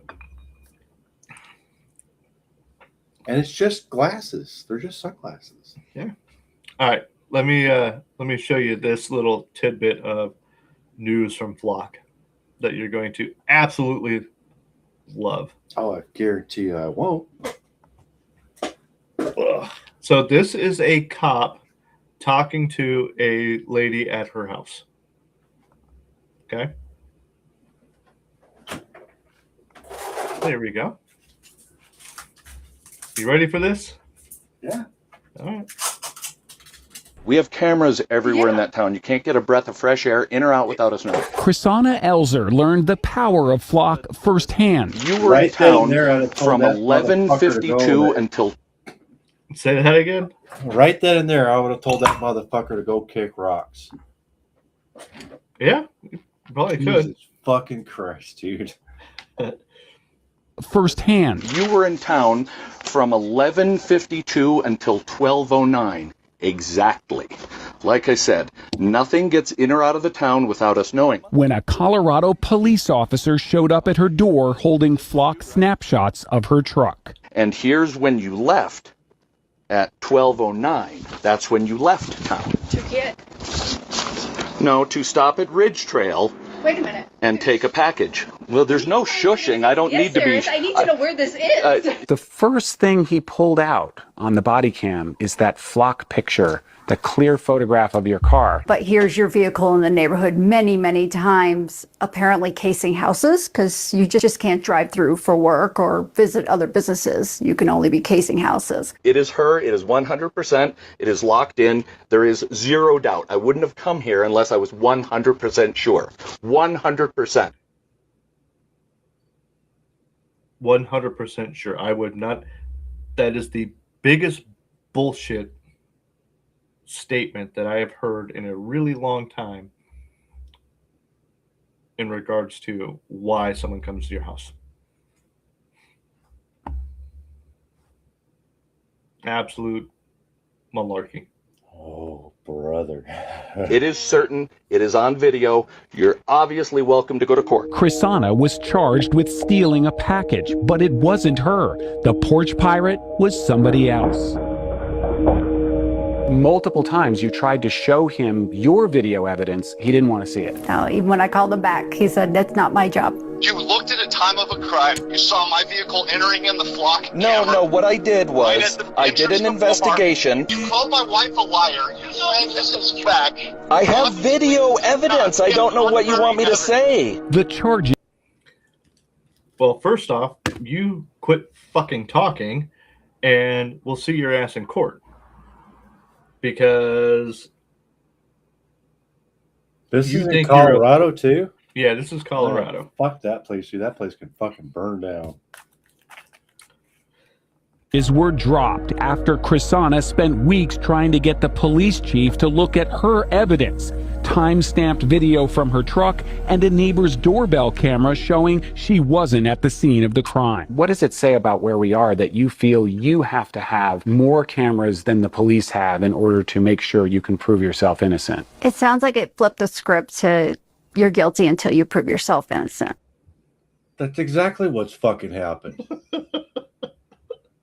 I knew you were going to say something there. God damn it, dude. Without a flock camera, that detective would not have been at her door. By his own admission, he pulled out the flock picture of her car. Do you want to apologize to Krisanna Elzer for what happened to her? For the police misusing the tools? I don't think that I have to apologize for him. He wasn't charged with a crime. He wasn't, I mean, other than being reprimanded for his attitude. Sure. No, but I would tell you that, like, should I apologize for somebody misusing a tool? I don't think so. Flock Safety Chief Communications Officer Josh Thomas. Who's watching the watchers in these cases? Well, the city council. The city owns the data, so city council would have the appropriate responsibility in that case. Our point of view has always been that it is not Flock's job to police the way police do their work. He just We have looks cameras like everywhere in that town. You can't get a breath. So, I'm going to go on a hypothetical here. Your This is not- hypothetical is going to be pretty fucking right. So, back in the day, people used to accuse the CIA of infiltrating businesses and stuff like that. Okay. When in actuality, they actually had set up the business as a front and they were using that business as that front. Okay. This is back in the day. It's all been proven and all that. I'm sitting here going, hold up. Could Flock be a Government entity? front for a government entity? God, Whether it be NSA, CIA, whether it be it could whatever. very well be. And these guys are going, oh, it's not up to us to watch the watchers. We just give you the tools. I love how his first comment was, he's the one that misused it. Yeah. When you have people out there misusing a bunch of stuff, guess what you do? You limit their access to it. You limit the access or you get rid of it. Correct. Dude, Because that cop went way overboard for what he was doing. oh yeah. He Oh, had I've no got right. evidence. I've got evidence. Guess And then what? the fact that he wouldn't even touch hers to show her, to even entertain the fact that she could prove herself, Yeah. which she shouldn't have to. Nope. Shouldn't. Prove In this it. day and age with these camera systems, you are guilty until you can prove yourself innocent. That's right. Which is Absolutely. why I want a physical. I want a physical cop to pull me over and give me a ticket. Give me a ticket in the mail? Screw you. That's bullshit. You chicken shits and you just afraid to do actual work. All right. So there's that one. What is this one here? Okay. Milwaukee, so this is up in Wisconsin, sent an internal affairs detective to investigate a cop caught using Flock surveillance cameras to stalk his ex. But that same internal affairs detective has now been charged with using the same Flock cameras to stalk people himself. He even planted a GPS tracker on a victim's car. The investigator of the abuse was also utilizing the same tools for abuse for himself. The same man that they trusted to catch the stalker cop was a stalker himself. Again, who's watching the watchers? I'm not going to go into the name of the detective or anything like that if you really want to go. Look, he was a Milwaukee Police Department veteran of 22 years. I'm sure that that's not going to be too difficult to figure out if you do the little Google machine. All right. The point of this is, even those that you think might be on the right side of this, going, hey, we got to catch these people that are, abusing the system. We got to do. You got to watch them too, because they're in on it. They have their own agenda, is what it is. Yeah. So we've got that. It's crazy. Absolutely wild. Yeah.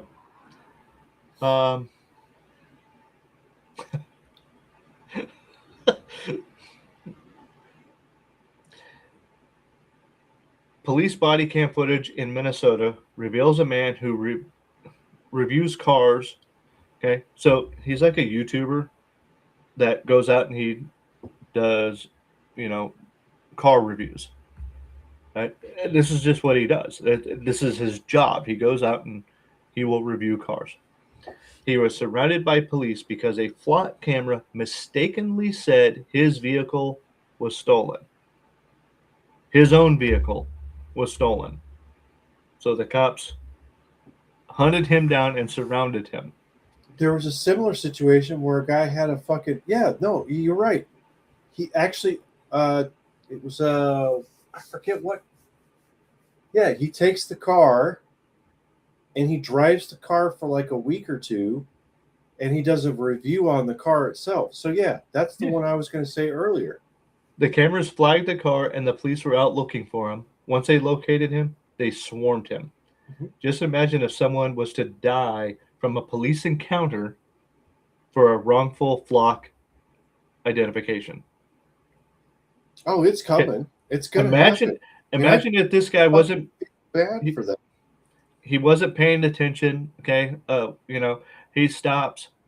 Okay. Cops are all around him. He sees that there's a bunch of cops. He's like, shit, am I in danger? Gets out of the car to look around. He gets out a little quick. They put a couple of lead vitamins in him.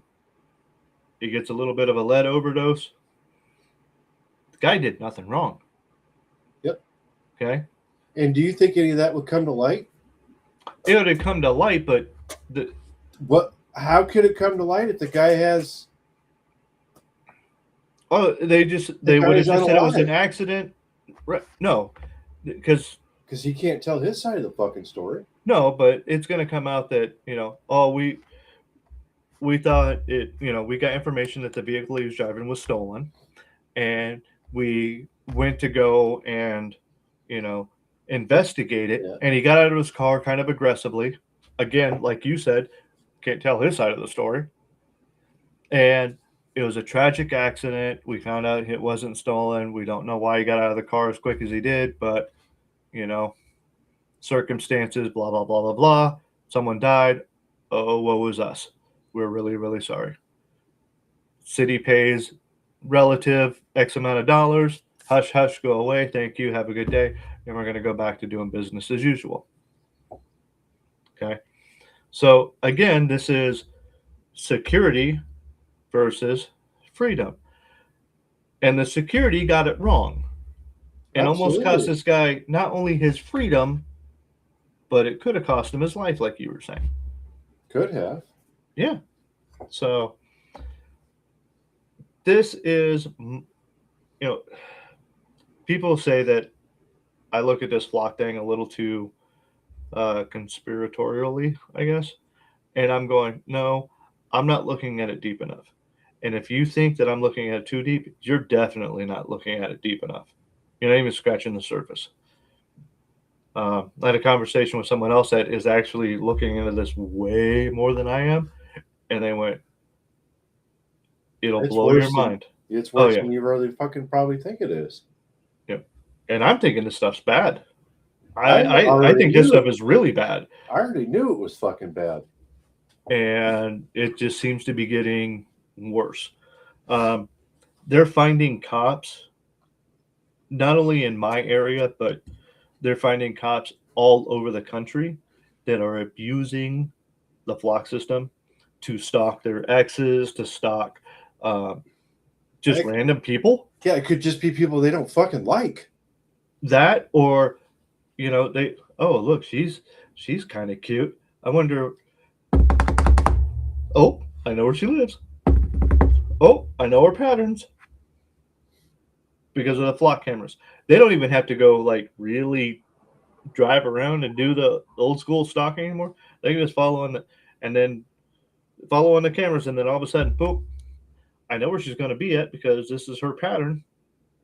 Everyone's got patterns. So, yeah. And then you got, even whether military, police, firemen, whatever, there's always that 10%. Okay? That 10% that we call the bad apples. Okay? 1 out of 10 is going to be a shithead. Right? Mm-hmm. Just the way it is. Even if you have an entire department full of good cops, okay, 1 out of 10 is all it's going to take to destroy the entire reputation of the department. That's all it takes. It's just one freaking person. One bad fireman destroys the entire reputation of that fire department. Yeah. Of that firehouse. Absolutely. And it takes forever to gain that trust back because no one's going to. He obviously wasn't doing it with and by himself. He had to have someone else helping him, whether he did or not. That's just the mentality of it. I'm dealing with that situation right now with the dealership that I'm at. Yeah. Because we've been known as a bad dealership because of the bad technicians. Yeah. Oh, absolutely. It has taken, without getting too deep into things, it has taken years to get rid of that. 2.5 years, and we're still trying to build that back up. Here's a prime example. And this is an old thing. You can build 1,000 bridges, okay, and be known as a bridge builder. Mm-hmm. You do one thing once, and that's what they're going to remember you for. Yep. They're not going to remember all the bridges you built. Yep. And in order for you to become known as a bridge builder again, you have to build 1,000 plus more. Yep. So let me give you an example here.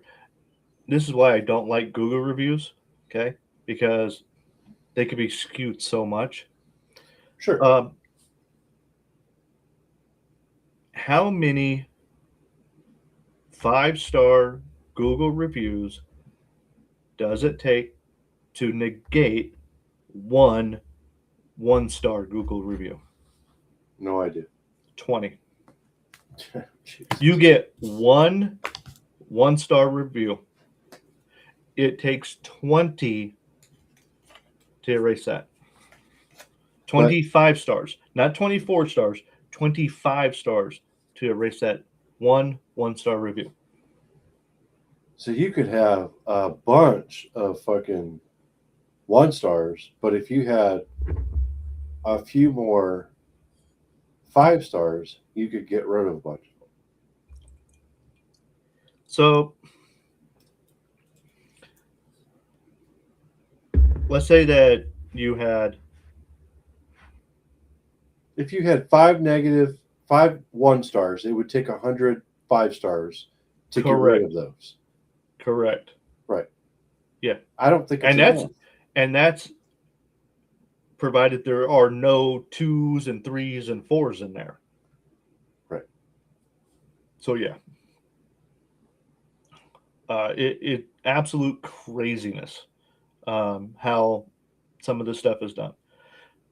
And the whole point of what I'm trying to say is the fact that these flock cameras could be utilized in a very good way to help locate maybe someone that did something jacked up. Everything was great. 3 stars. Yeah. I've had that. Oh, yeah. Yeah. No, everything was fucking perfect. 3 stars. Yeah. And then I got people from above me going, what happened? Where'd the other 2? What happened to the other 2? I don't know. I didn't talk to the guy. The guy said it was fucking great. It was perfect. There was nothing better, but he wrote it. He wrote it, not me. Yep. So yeah,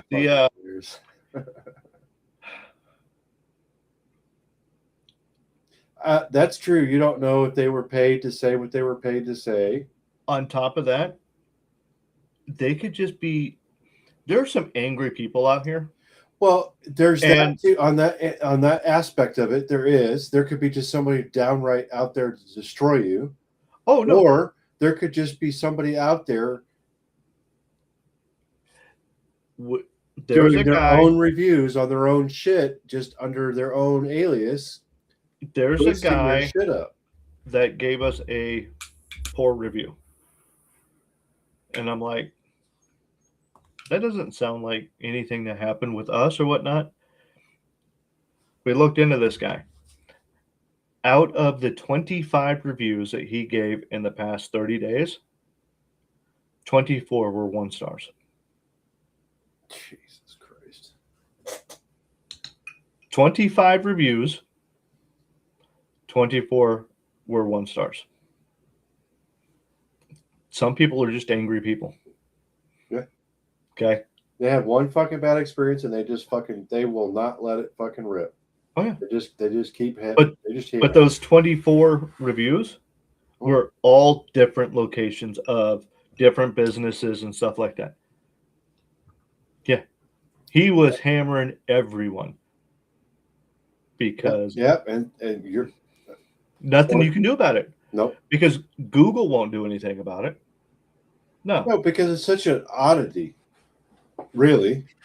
It's, There are more and more out there than that are probably not realized, but Yeah. in the grand scheme of things, people are gonna. You would like to think people were actually doing what they're supposed to be doing and giving the proper review out there for it. right. Well, That's what it was designed for, but people take advantage of that just to kill a business. Oh, absolutely. Okay, So- here's one for you. Let's say there's a Mr. Z, Mr. 3 body shop. Okay. We've gone in, we've made one successful. We open up a second location. Okay. He goes to my location, which is 40 miles away, and has a bad experience because he's, had a shredded tire and we went and patch it. Okay. He then turns and writes a review, but it ends up on your store location, not mine, because he couldn't read.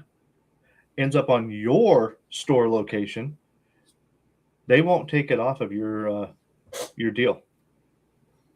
No. You know that? Here's something else that happens. Okay. Let's say that I have a body shop. Okay. And for whatever reason, I ran it to the ground and I had a bunch of angry customers and I just didn't give a shit. And then I sold it to you. You change the name. You have all new crew in there. You have all new everything. It's not even the same business. The only thing that's the same is the location. The reviews for that other place can still end up under you, and it's not even the same business. And they won't take them down. I wonder if it's because it's location related. They won't do it. You cannot get someone on the phone at Google in order to talk to them and go, hey, look, this is not us. This is obviously someone different. They don't care. They won't do anything of it. It's absolutely insane. Well, so at that point, you just have to go back to the old school. You have to just revert back to the old school ways and just go with word of mouth. You know what I mean? And Yeah. then just prove yourself.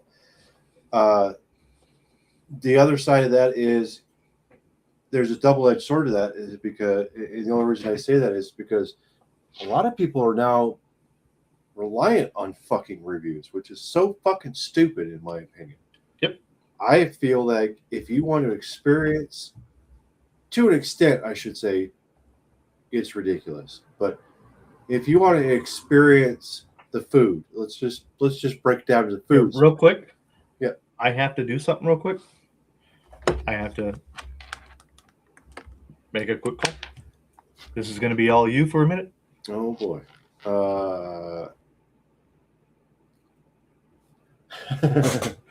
Not that there's anybody here. There's only three of us, but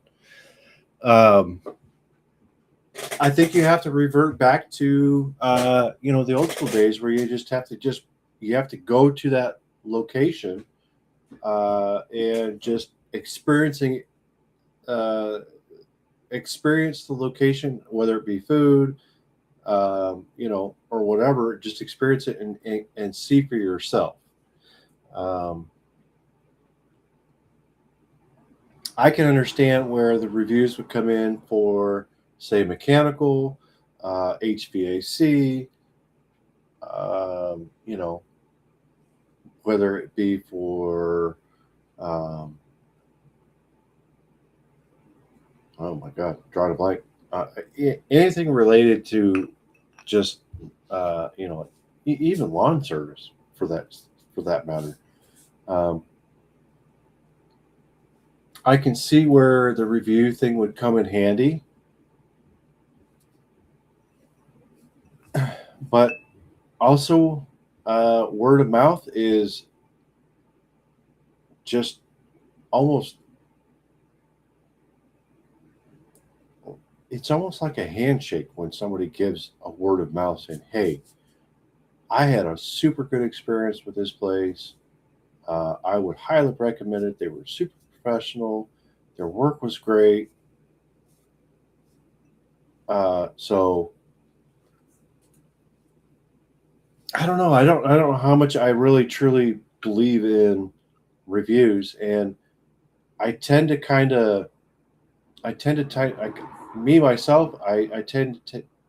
that with a grain of salt for myself.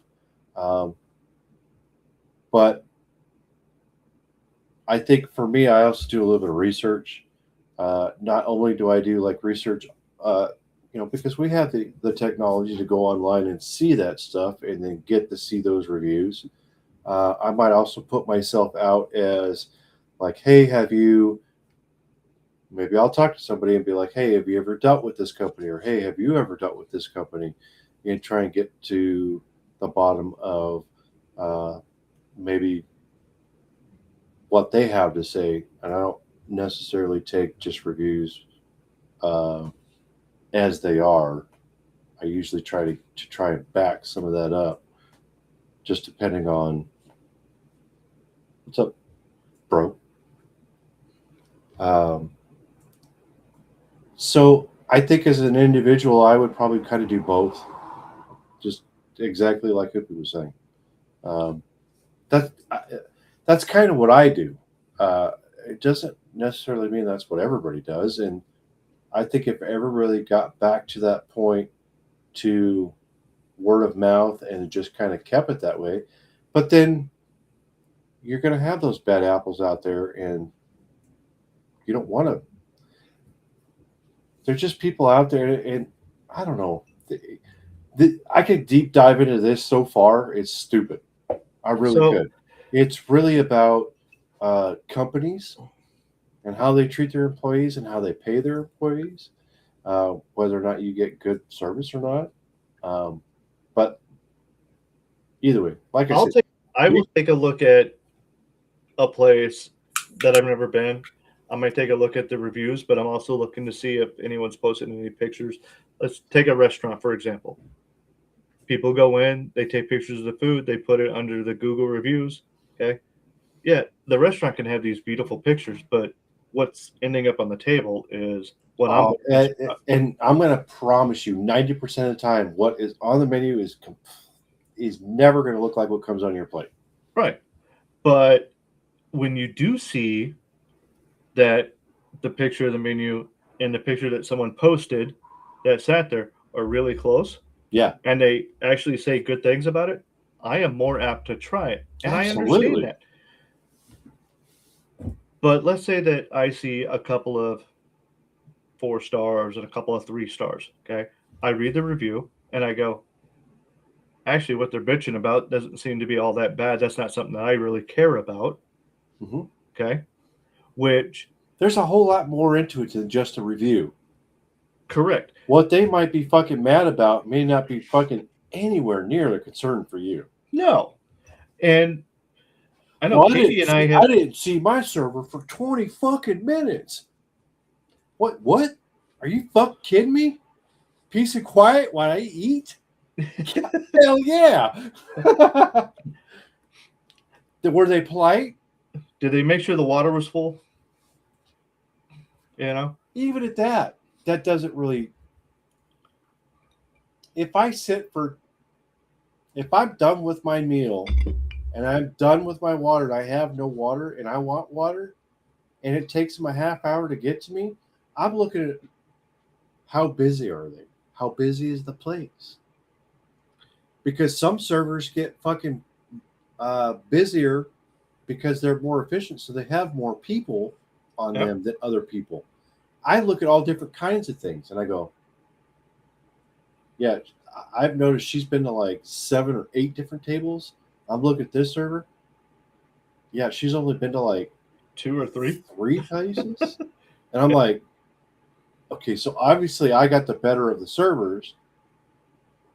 I'm glad I didn't get this one. Yeah. But she's busy tending to those 7 or 8 different fucking people, so I can understand why it would take so long to get back. So I don't need that one fucking server coming back to me every fucking 3 minutes going, how's your food? How's your drink? Oh, how's your straw? I mean, what do you mean, how's my straw? It sucks just the same as the other one. No, it doesn't. If it's a paper straw, it's going to collapse on itself. Never had a paper straw, thank fucking God. You My know? point being is you have to assess the situation for what it is. And like you were saying, you have to look at the review and go, okay, is that something I'm going to be mad about? Do I really care Am about I going to let this review influence me to the point where I'm going to be mad about it, even though I know I wouldn't be mad about it? And here's the thing. You know, even Sis says, I am horrible. I tend to only leave reviews if it is bad. And, you know, I understand that concept of it, but the problem is you had a bad experience. Could it have been one individual that caused that bad experience and not be a good reflection of the rest of the staff and the rest of the store? Maybe. So I'm old school. If you fuck up, I don't come back. I just don't come back. I don't leave reviews. I just don't, because I don't believe in them super like a lot of people do. You really, really, really, really got to piss in my fucking Wheaties, and I mean probably 50-fold in order for me to fucking get on the internet and fucking leave a bad review. Okay, I just don't do it. I think there's value on both sides of it. I'm sure. I just don't come back, and then it goes right back to the word of mouth thing too. I will tell somebody about it, but I won't leave a review on it. I will tell somebody, I just didn't have that great of an experience. I'm not going back. I didn't have that great of experience, to the fact that I will not go back to that place because of that experience. Whether it be the food, whether it be the server, I might go back if it's just a server issue. Yeah. Because you can always get a different server, and then the experience could change. Now, so, I've gone to places where the server was fantastic, and the rest of it was shit. The food was absolute horrible. Right, but at the same time, if the server was bad enough, I'll straight fucking still won't go back, no matter how good the fucking food was. So it's double edged there. It really is. Especially if listening, you can tell how long a server's been there. Oh yeah, for sure. You know, you just sit and listen long enough, you can tell if a server's been there for a week or been there for a couple of years. Yeah, and the way you can tell that is just by the way the fact that they don't have to actually pick up the menu and go, oh yeah, or they just really know the menu. Yeah, and that's really what it breaks down to, is how well do they know the menu. Yeah. That's how you know how long they've been there. So That's not a But here- guarantee because some people could be there 3 or 4 days, have the goddamn menu memorized. Oh, absolutely. They're just They're good just servers. that gifted, or they're just that good at being or doing what they just do what they do as a server, and they just know. So yeah, I don't know. Anyways, Now, I will say that I would not be opposed to writing a negative review in regards to Flock. Should one of their things happen to hem me up. I know they're here in Morgantown already, Oh, which yeah. you know is like 40, Yeah. 45 minutes for me. Yeah. Just wait So- until you start seeing them on the road going from you to Morgantown. As soon as they hit Kingwood, I'm telling you, the fucking glasses are coming on, the Diablo Blade's coming out, the fucking Green Laser's coming out. Ain't gonna be none left in here. I don't think it's gonna make it that long here, to be honest, because I'm not the only fucking guy here that'd be like, that shit ain't happening here. Yeah, well. Yeah, well. And my cell phone will be left at home. There's a nice little bag called a Faraday bag. I heard about that too. Oh, you. Yes, dear. Uh-oh. You saying stuff on the internet you're not supposed to be saying? No, Oh, okay. I'm seeing shit you guys can't see.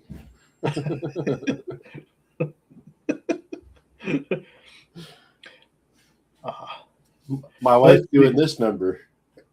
What's that? What's that one where it's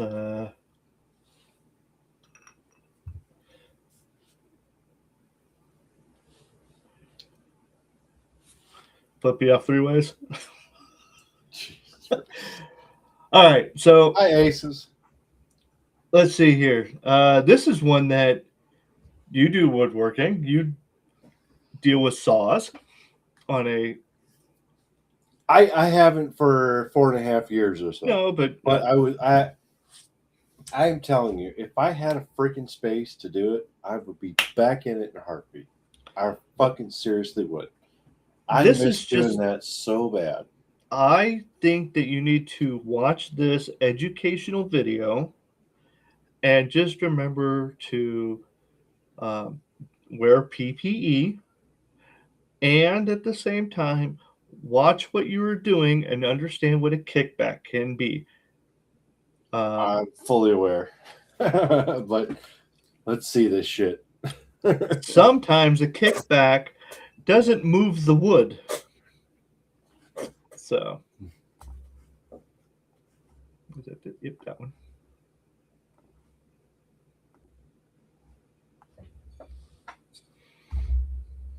This poor guy.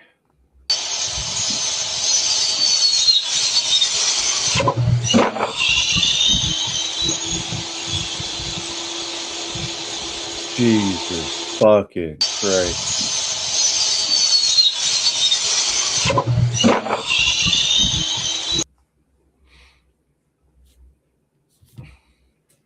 Let me tell you something here. That split his shorts. I see that. Let me tell you something. That split his shorts. It didn't split like the corner of his pant leg.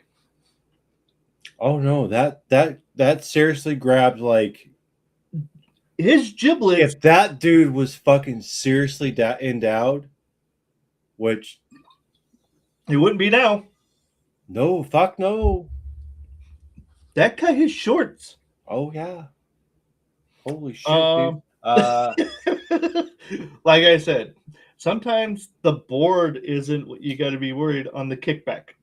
But here's the thing. I'm gonna go out on a limb here and I'm gonna say He's not a woodworker. he's not a woodworker, he's a fucking idiot. Okay. No offense to the guy. I don't know him. That was just the dumbest most idiotic thing you could do. Have He you should have been on the other side pushing? absolutely. There's absolutely no reason to be on that side of the fucking I'm going to table. pull it toward me. No. You Uh, never, ever, ever, ever pull wood towards you. Never. cut away from you, not toward you. And same concept goes to wood, gentlemen, on a wooden saw. And Shoot, it's not just men. It's women. shoot away Yeah. from you, not toward you. Absolutely. You should never step around the other side to pull wood towards you. No. Because that is exactly what will happen. And also, never You play can Russian be on roulette with someone that's got a. Never, ever, ever, ever play Russian roulette with a guy that's got a Glock. Nope. You'll Let him go fucking- first. Yep, let him go first because you'll lose every time if you go. Yep. Yeah, as a woodworker, you the only time you're on that side of it is if somebody's actually pushing the wood towards you. That's the only time you should be there. You should be receiving that. And you're not pulling it. You are You're not just holding it, guiding you're just holding and guiding it. it. That way, That's it doesn't. The leverage doesn't make it warp or anything crazy like that. Yep. Because it gets heavier. Yeah. You're never going to be that close to a piece of wood anyways or to the table because Shouldn't be. as an experienced woodworker experienced ish. I love how you just cut yourself short. I mean, I've seen some of the stuff you've done, and it's. I mean, I am pretty short. So anyways.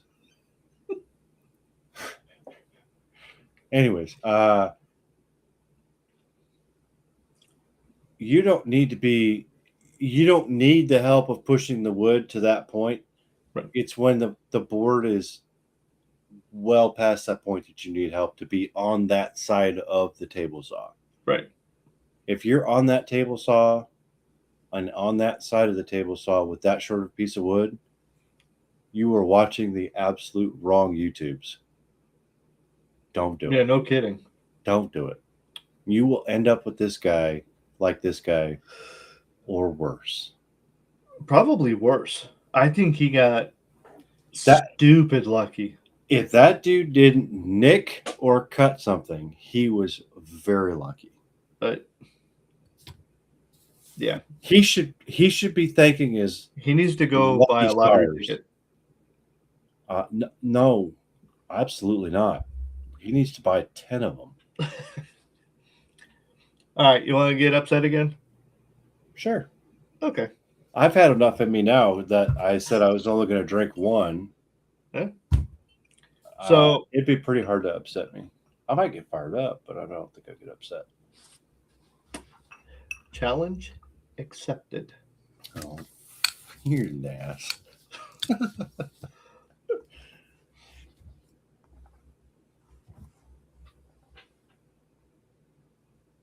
I'm Christina Awayo in Dallas, and here are your top stories. Outrage is erupting in Little Rock, Arkansas, over a city-approved Islamic residential project that requires buyers to sign a private Islamic bill of assurance where the community would be ruled by Sharia law. It will have 2 mosques, an Islamic school, clinic, and related facilities under ongoing control by the Linked Mosque organization. The project sits in the John Barrow neighborhood area of Little Rock, on a 6-acre site. City planning records.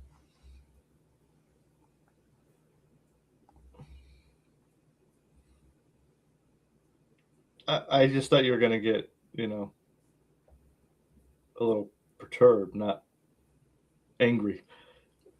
Did I win?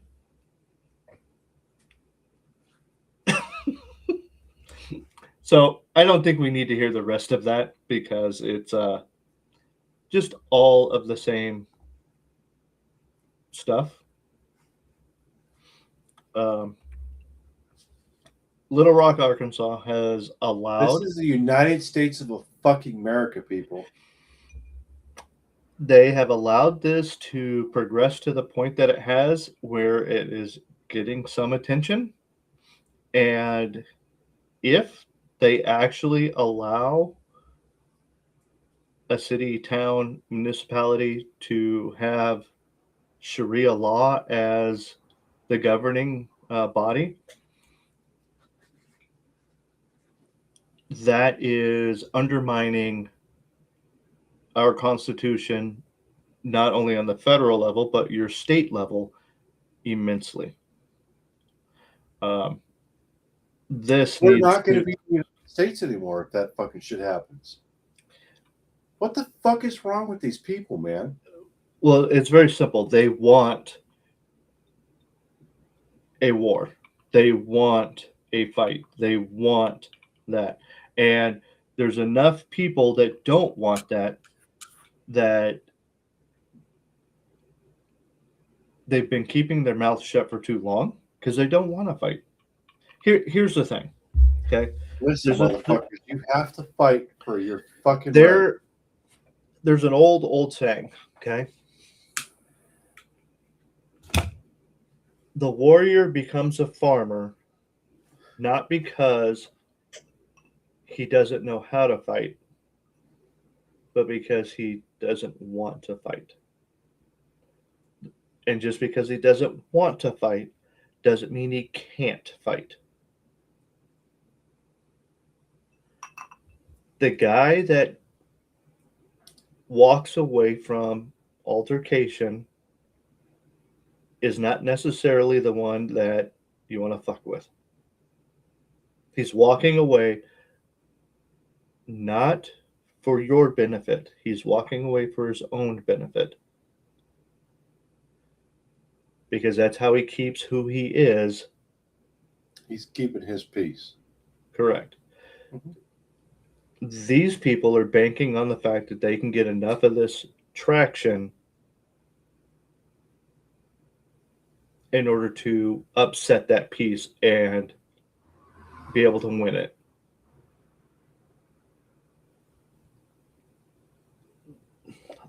I don't think that they understand.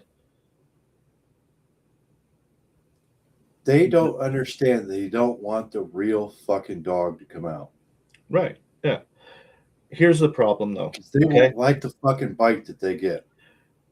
The problem that we've got is we have politicians that will side with these people above and beyond their own actual constituents and their own actual citizens, because they have an agenda where they keep their power. Let's circle back to the flock cameras. It's not about safety. It's not about security. It's about power, and it's about control. That's what it's about. There are very few politicians that are in it to be stewards of the state, stewards of what is good for the people. Okay? Most of the politicians are in it for power.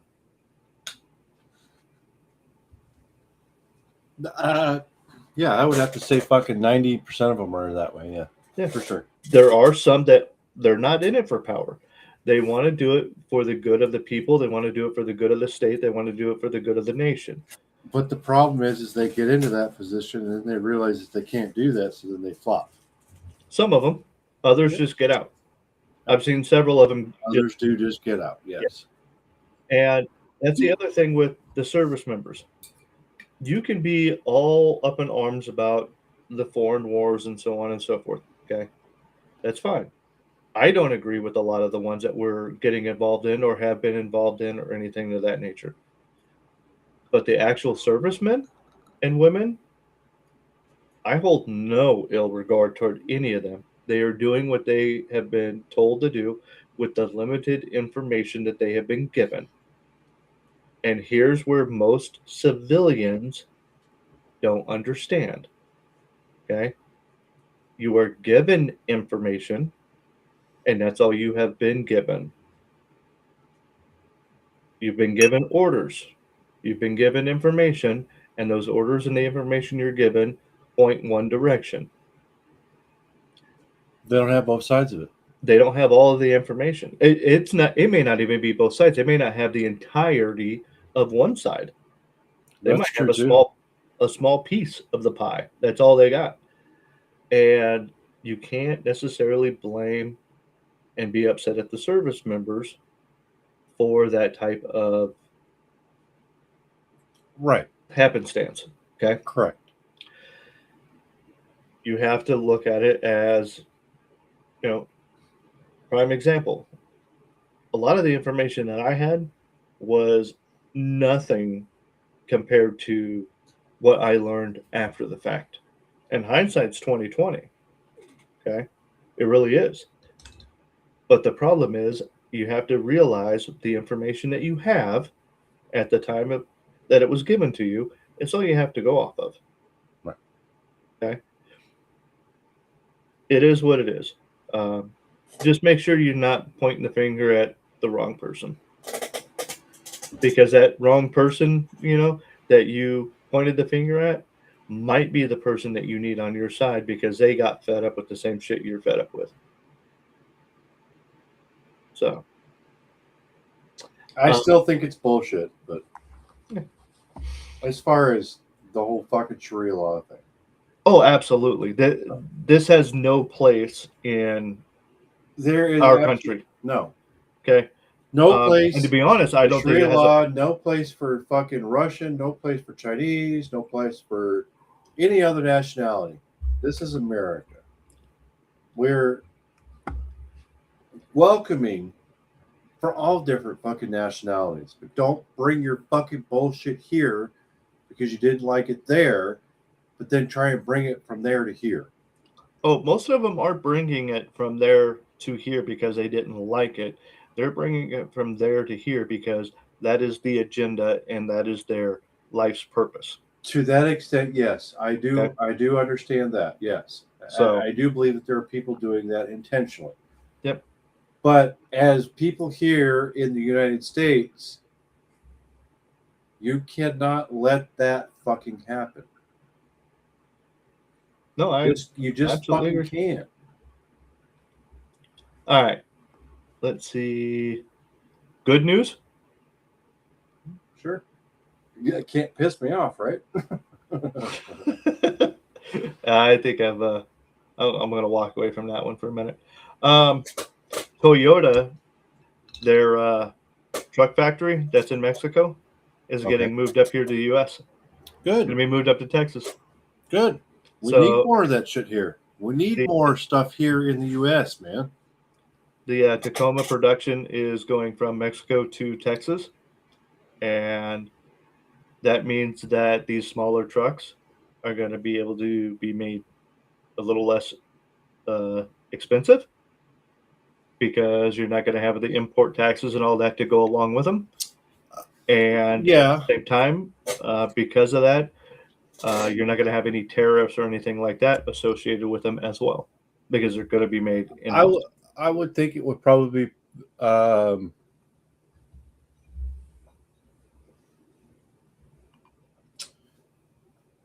it would be close to what it would be. A lot of the reason why our stuff gets fucking outsourced is because it's cheaper, right? To a point, yeah. Previously, it was outsourced because it was cheaper, okay? Yeah. So because we've now implemented the tariffs and all of the other stuff here, it's going to be about the equal. And the only reason I say it's going to be somewhat equal, it could be a little bit more, it could be a little bit less, because it could be a little bit more expensive because we make it in-house, but people are so used to getting stuff cheaper that they want the other stuff. Yes and no. The downside is, because of the way that everything has gone up right now, and we're not compensating for that in the pay.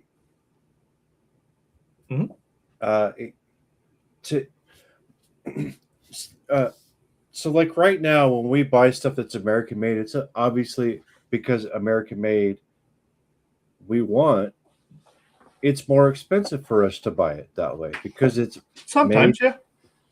in a lot of different occasions, it really is. It's a little bit more expensive to obtain that. We can get something of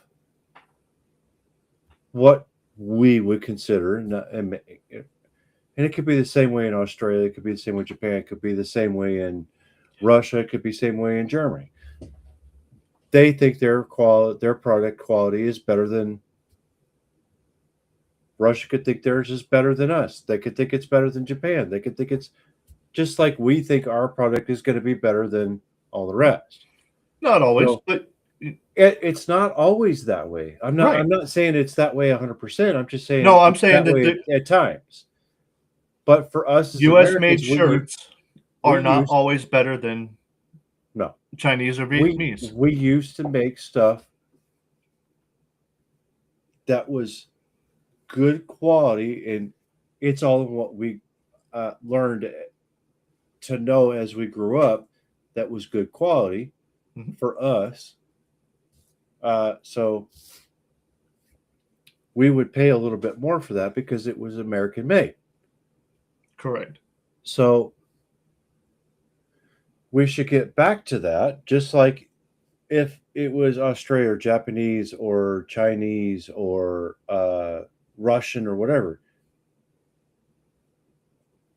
They should stick with what they know, and then we should stick with what we know. Okay. The race is who makes a better product. But the fact of the matter is we could outsource our stuff to other countries. It might be a little bit less quality, but we could charge less for it. Yeah. American made stuff, we're going to spend a little bit more money for on, let's just call it 40% of the time. It's going to be a little bit more expensive than what we would pay if we got it somewhere else. Right? Usually. And you're right. The thought process that you've got going on is not flawed. It is. We used to get stuff that would last us a long fucking time. That's the problem, is we've become consumers and we want new shit all the time. So we are willing to pay for a less. We're willing to pay less for a lesser quality object. Correct. Because we know that we're going to get rid of it anyway. And then we bitch about the fact it didn't last as long as it did. Correct. So, in a sense, all right, go ahead. The U.S. has strong points with their manufacturing and stuff to that nature in certain things.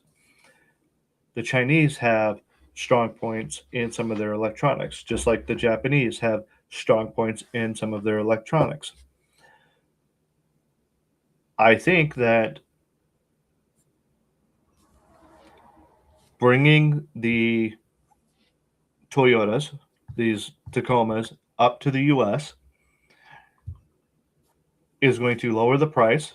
Maybe not a great deal, but it's going to lower the price because we don't have to worry about any tariffs. We don't have to worry about a bunch of other little things. But at the same time, that plant is going to have jobs, local jobs, which is going to raise that local economy, which does trickle out to the surrounding communities. Sure. Okay. That is where we have lost a lot of our foothold, is the fact we used to have industries in the U.S. where the local economies worked in those industries, which that revenue would trickle out into the community and outside of that local community. When we started outsourcing, we lost those local jobs. Oh, yeah, for sure. And we lost all of the local community revenue that came from those local jobs, from those manufacturing. That's what we need to bring back, is those types of jobs. Let me give you an example. You have the data centers that are all going all up. We're not talking good, bad, indifferent about the data centers. That's not the point. Okay. As a tradesman, if you are an electrician right now, you are in such high demand as an electrician, you could pretty much walk into a place that's hiring for an electrician at a data center and be almost guaranteed mid six figures. 240 to 500,000. That's how desperate they are for electricians that know what they're doing. If you are a good electrician, you know what you are doing, you can walk into that making buku dollars.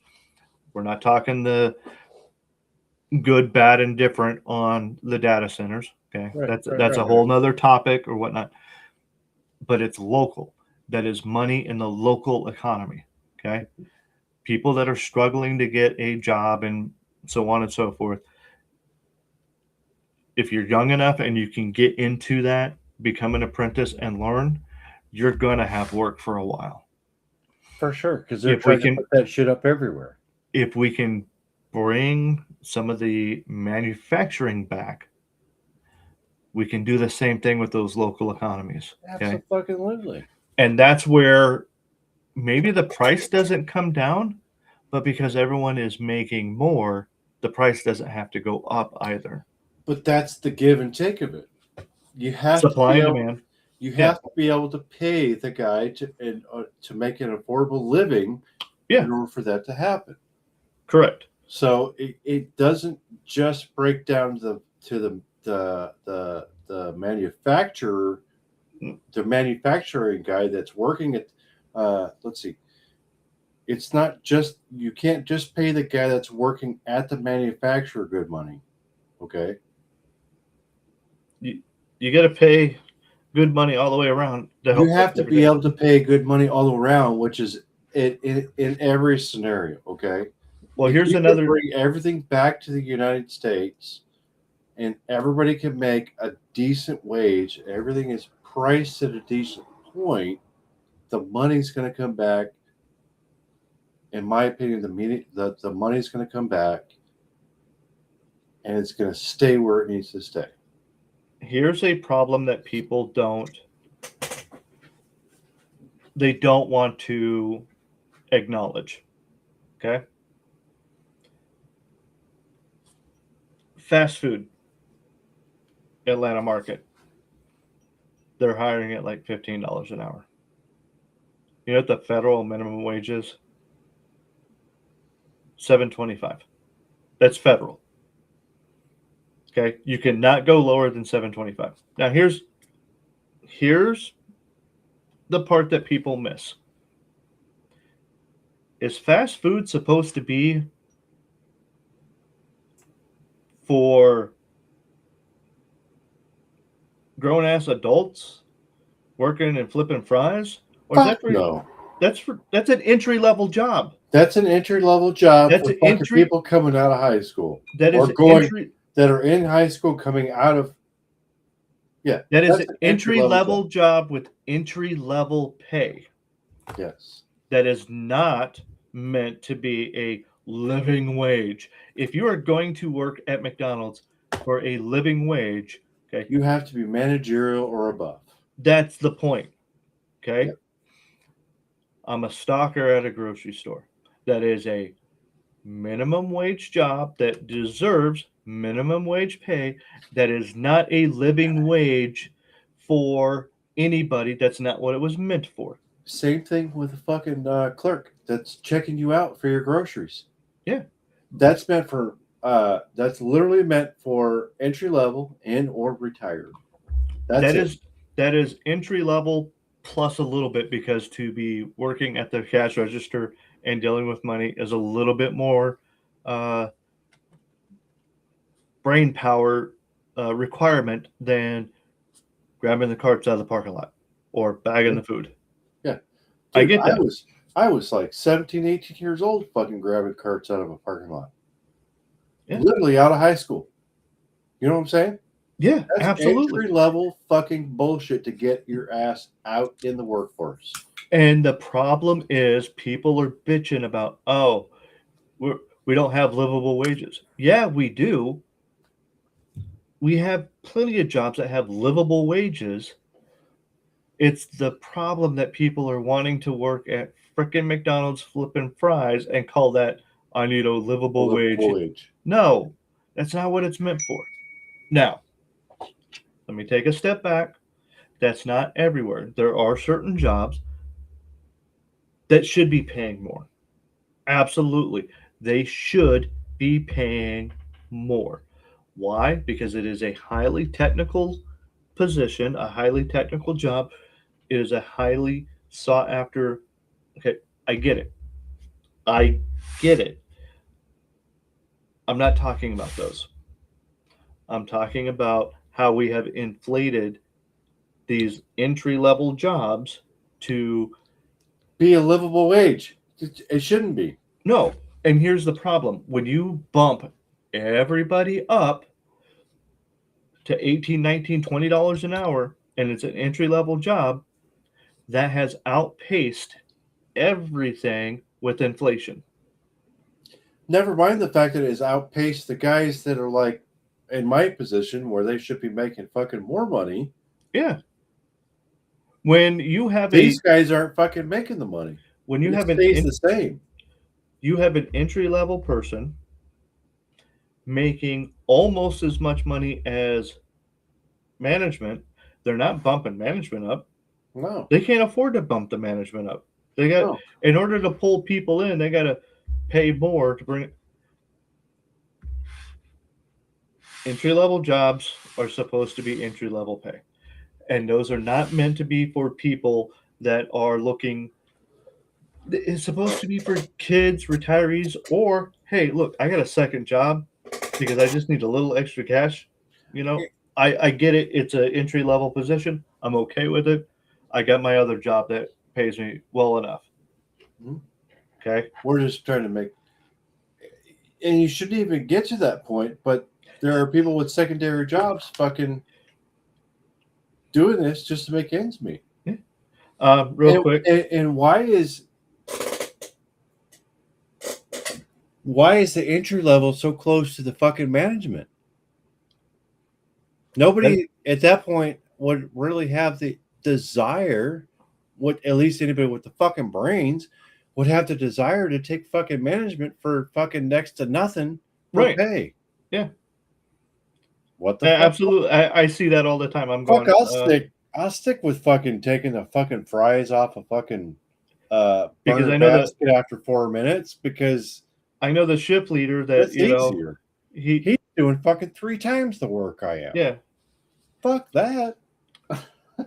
Real quick, I know Katie Zed's in the chat. Ace has come back. But K-Far. also K-Far's here. Yeah. I appreciate you coming in, brother. Again, Katie Zed and K-Far, they got their show on Friday nights and Wednesday nights, Booze and Body Cams. If we ever get to that point, we might get to 2 nights a week. Maybe. But yeah, I would figure out how to fucking make it work at 2 nights a week. But right now, I ain't saying it. We're good where we're at the moment. Well, I mean, we got to have more fucking people watching our shit, and we're already over 2 hours in. So yeah.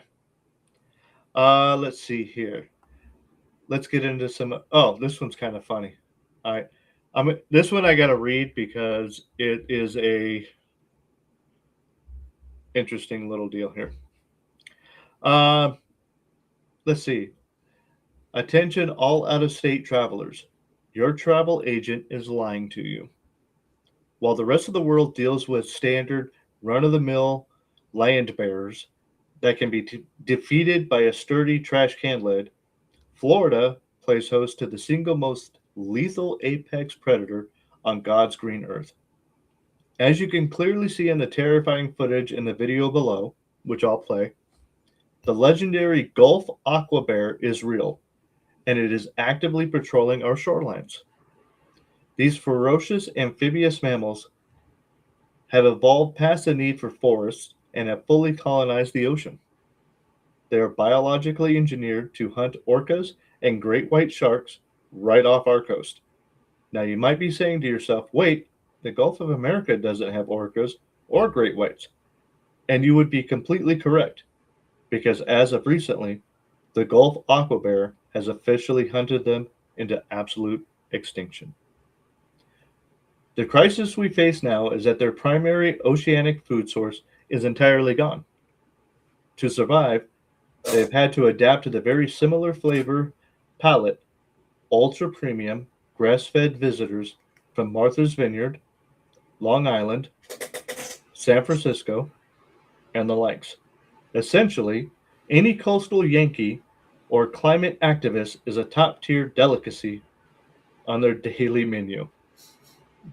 These beasts can hold their breath for up to 5 hours at a time, prowling the emerald underwater shelf completely undetected.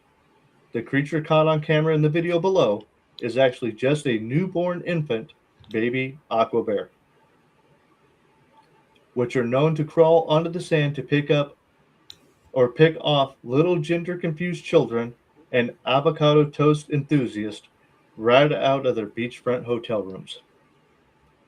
The full-grown adults grow up to 30 feet long and possess weaponized retractable prehensile tongues that can whip out of the surf, wrap around your ankles, and drag you into the abyss from a football field away without the bear ever exposing itself to daylight.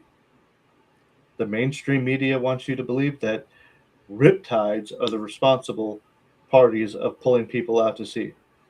Don't fall for this globalist propaganda. It is the aqua bear almost 100% of the time. In fact, in Florida Tourism Commission has spent decades covering up the tragic history of the USS Massachusetts, a heavy Navy vessel that suffered catastrophic hull breaching during a coordinated tactical aqua bear ambush in the earliest 20th century.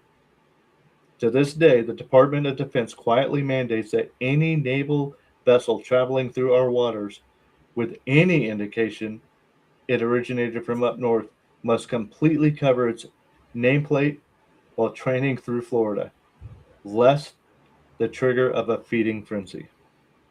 Be afraid. Be absolutely terrified. This is unvarnished truth.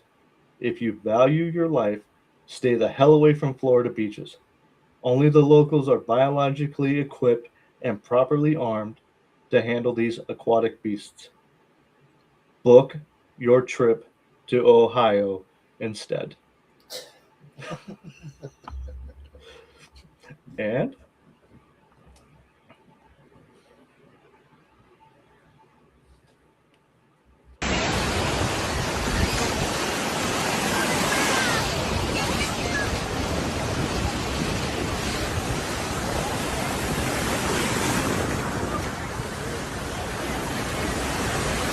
No, fuck is a bear.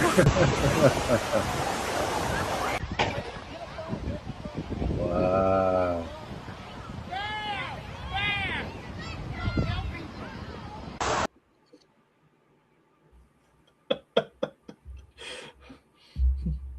a little giggle there. Now, I saw this and I thought of LD when I saw this video here. And did you hear about your nephew? What? Today? No. Oh, come on. Come on. Hey, sis, is it okay for him to share? While sis responds, okay, this young man built a robot. And this robot, in its infinite existence, made a decision.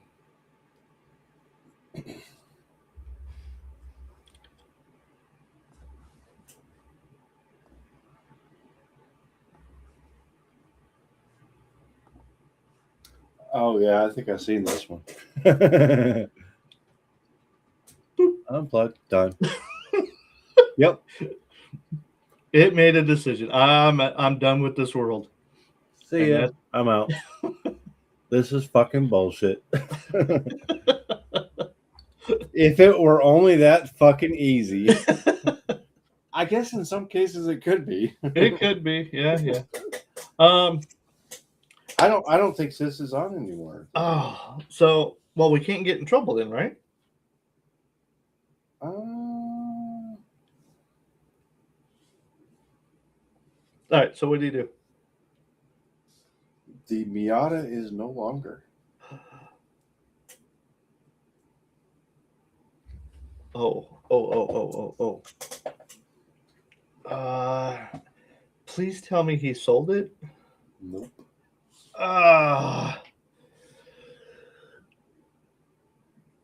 Is he okay?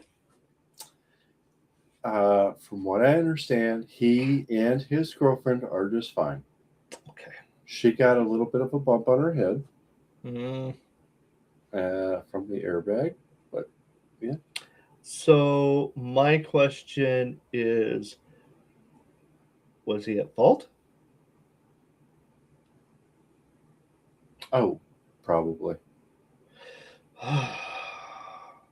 Oh, to be 19 again, or 20, or 21, or to be So half the age. from what I am now. understand, nobody else was involved, so it was just him.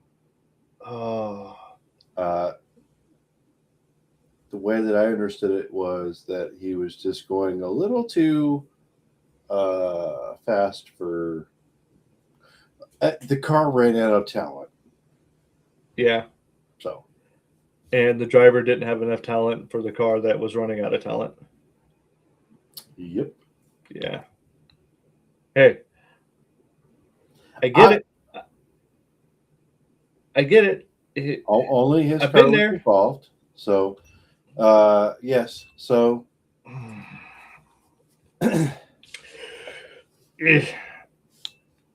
That's going to be painful.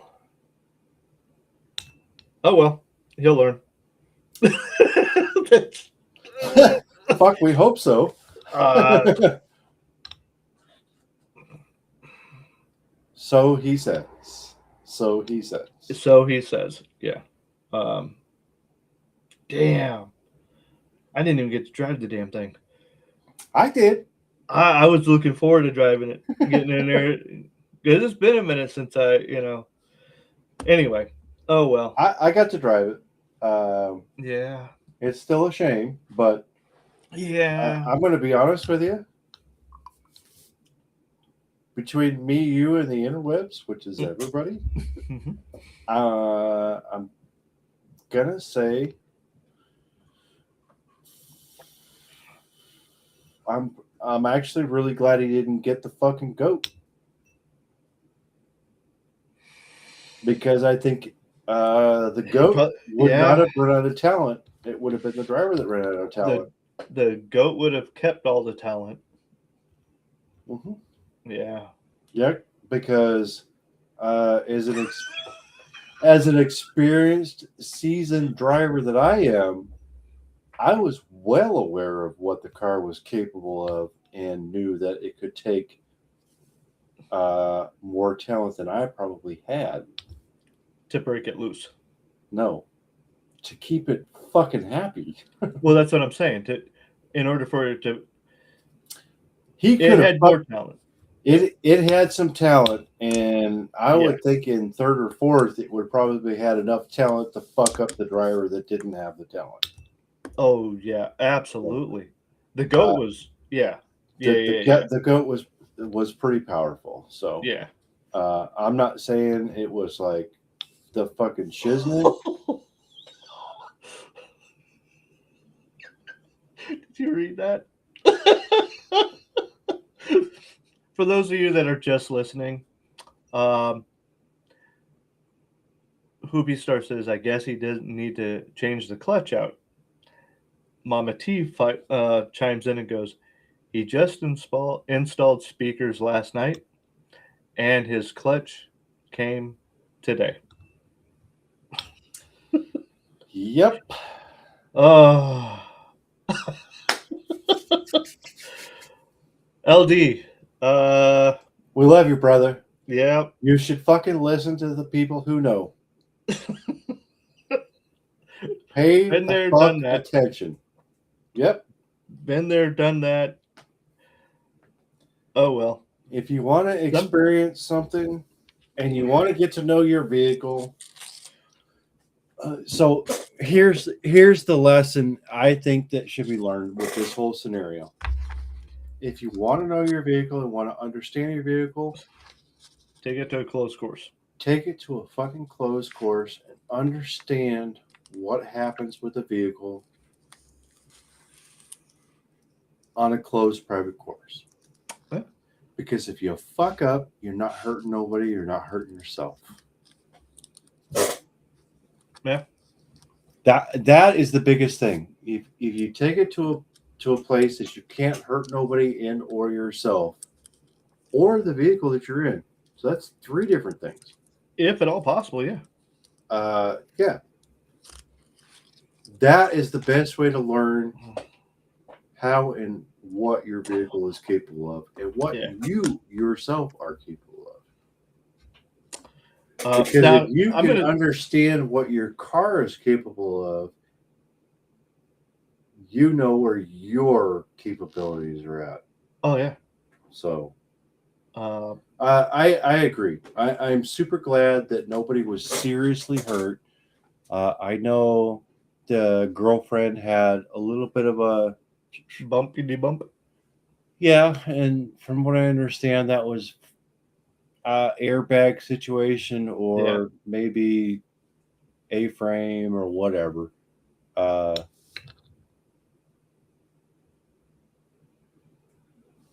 So with that being said,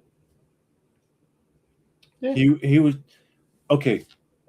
So perfect scenario is it was raining and it was only 35 miles an hour.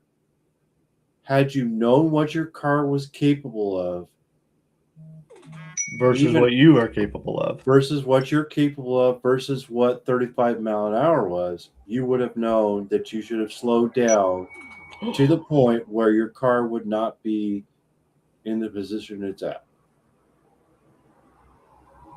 Oh, that's sad. In a sense, there's a reason why, like right now, you could go around my town cruising around 45, 50, 55 mile an hour, even though you have those great big yellow signs that say 25 or 35, 30, maybe 35 mile an hour. Those signs are there because in the wintertime, that is the suggested speed because and they're not going to change it every. Yeah, they're not going to change it. So with that being said, if you knew what your car was capable of in that wet scenario, which you could take your fucking car out in a wet scenario and get to understand what your vehicle is capable of, and then you would also understand what you are capable of, which in return, you could make yourself a little bit better at controlling your vehicle at that. You could lessen that. Armored vehicle full of guys getting it up on 2 wheels. I am strictly going to contribute to it. Holy shit! I don't know how to drink. I'm going to contribute this to inexperience as far as driver and vehicle knowledge and capability. Yeah, that's all it is. He'll learn from it. I'm super glad and very 100% glad that he is okay and his girlfriend is okay. Hopefully, I just saw the pictures. I haven't seen it yet. I know Sis just sent it to me. I'm hoping that he will take this experience and go, I need to understand my vehicle better than I do. So I think he will. He's a smart kid. I would like to think he will, but I don't know. He is still partially a fucking Zerk, okay? right.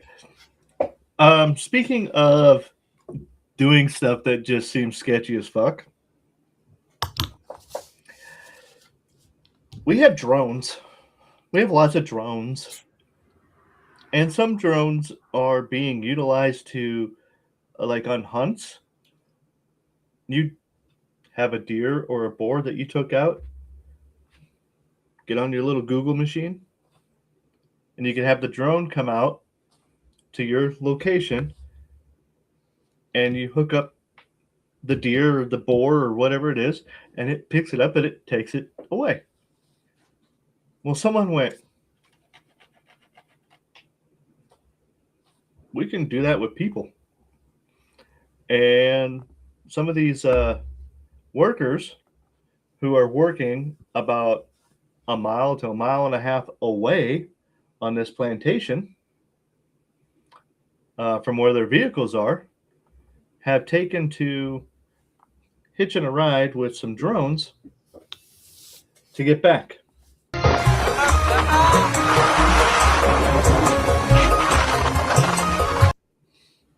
There's some big ass fucking drones to take that kind of weight. Yeah, you'll see. I mean, not that I'm saying that dude's fucking very big, but it's still got to be a fucking big drone to fucking take 150, 180 pounds. Yeah.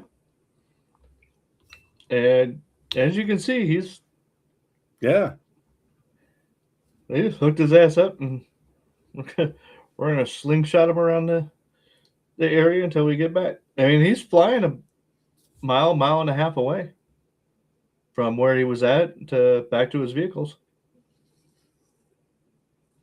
And they come in, they lower him back down. I'm going to go grab that fucking ladder real quick. Hold up. Okay.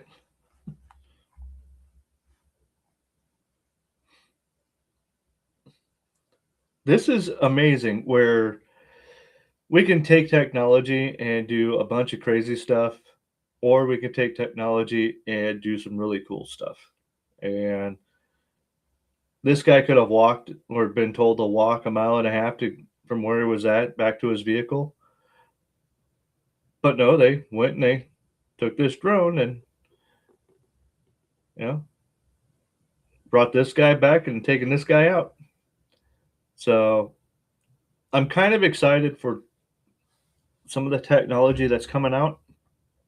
But at the same time, I'm very, very skeptical of the technology that we've got, because people are going to use it for all of the wrong reasons.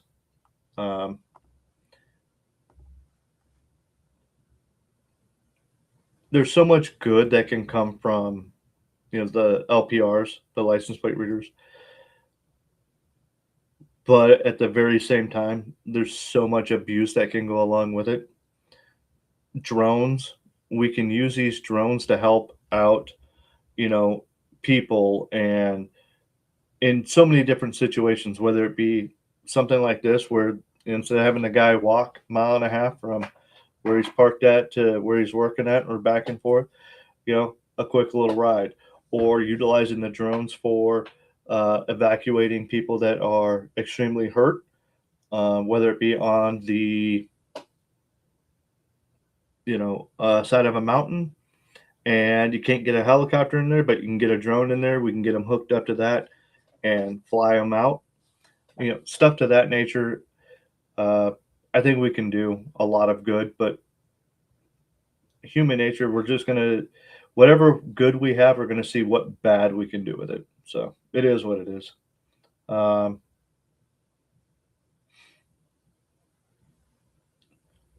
are you at with the LPRs and flight cameras there, KFAR? I am fed up with the intrusiveness of them myself, to be honest. This is a story that I thought was kind of a feel-good story, to be honest with you. And I kind of wish Chris was back in here for this. Let's see. Can I do some? Oh, here's a little bit of history stuff. I've known this for a little while, but a lot of people don't. I'd say raise your hand if you know that the United States Navy has 50,000 acres of forest in Indiana. United States Navy has 50,000 acres of forest in Indiana. Why is that? Their ships are made out of steel. Their armament's made out of steel. What do they need 50,000 acres for? Well, it's actually a very interesting reason.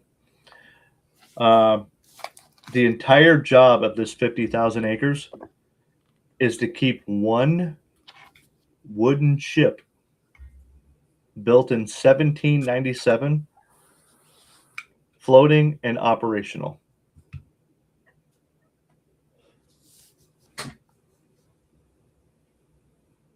Floating and operational. It is the USS Constitution. It is still a registered vessel of the United States Navy. It is a still commissioned warship that still holds active duty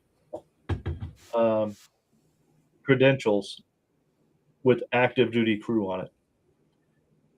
The wood that is needed to keep that ship afloat is that 50,000 acres in Indiana. Cannonballs bounced off of her in 1812 because the hull sandwiches a wall of live oak ribs between two layers of white oak planking. Nearly 2 feet of solid wood so dense it barely floats. British 18-pounders hit it and dropped into the sea. A sailor yelled, "Her sides are made of iron," and the nickname stuck, which is why the USS Constitution is called or nicknamed Ironsides.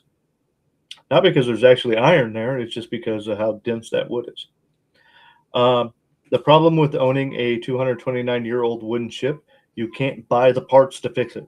You kind of have to do it yourself. Yeah, for sure.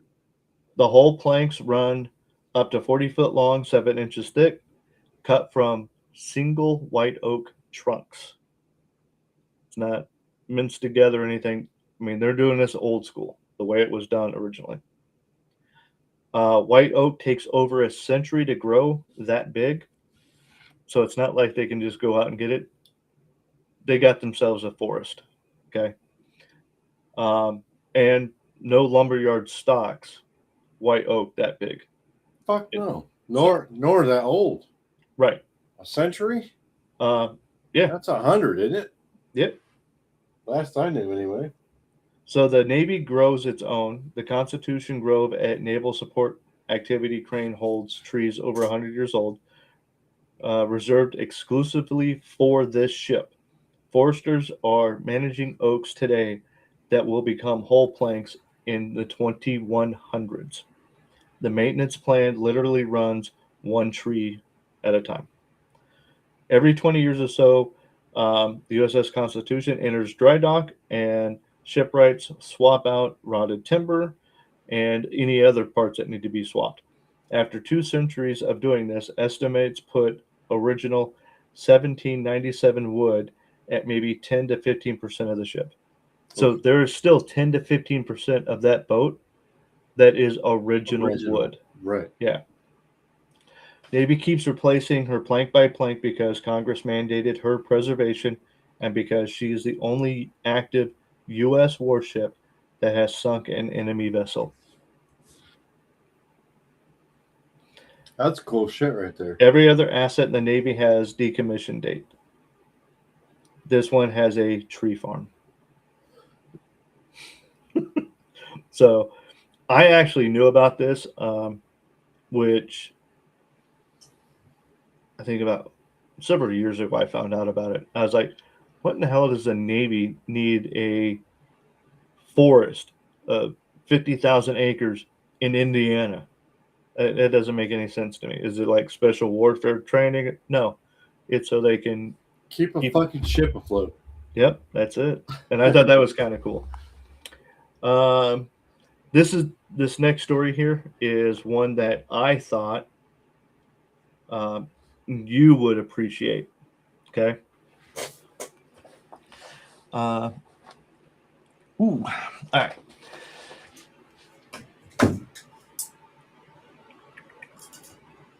Oh, go ahead and show that. Go ahead and show that real quick. Here, let's do that. Here is the ladder in question. I don't know if you can fucking see it, but there's one right there. Oh, you can see it all over the plastic. Oh, across the top there. No, that was where it was sitting. No, up higher. Up here? Yep. Oh shit. Oh yeah. Yeah, you can see up through all this. Yep. That's nothing. Because we had little guys. Oh yeah. We had them sitting on those little legs right there, the little steps. We had them sitting here, and they were a good distance away, and we were pegging the hell out of that ladder. Shake, rattle, and roll. All right, so let's see. Is that a good enough picture? Oh yeah. You can take photos from that, right? Yeah. So there you go. That's the ladder there. And it still works. Oh fuck yeah, I use it every fucking day. Yep. I might leave that bitch right there. All right.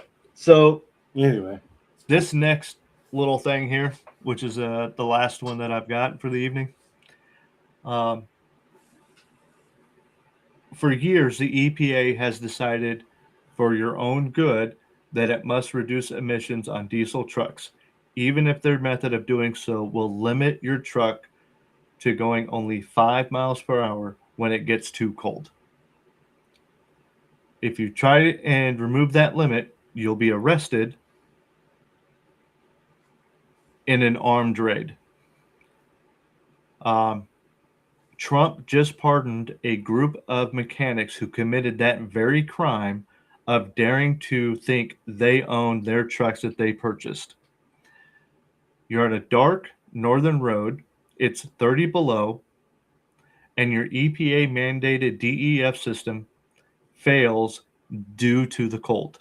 Your truck then drops to 5 miles per hour. The engine is fine, but a federal climate sensor failed, so you're no longer permitted to drive your own vehicle at a speed that would keep you alive. Local mechanics stepped up to keep their rigs running safely in sub-zero blizzards in Alaska 4 years ago. 30 armed EPA agents ran a tactical raid on the veteran-owned shop over engine modifications. This forces a basic question. When you hand over your hard-earned money, who actually owns that property? Because if they can lock your hood and strand you in a blizzard, you don't own that truck. No, You're just making the payments while they keep the keys. Yep. Trump pardoned those mechanics so that they wouldn't face any more jail time away from family, for doing what they were doing to support their family in the first place, and to stay alive. Amen. So I know a lot of people don't like Trump. That's fine. You don't have to like him. But I don't care what the president is, who the president is. When they stick up for the little guy and do what's right, got to give them credit for where credit's due. That's my opinion on it. And I think that this entire situation here kind of shows how corrupt and how out of hand and out of touch some of our politicians and departments within the government have gone. So, but yeah, that's kind of where I sit for the evening. I've been collecting these all week going,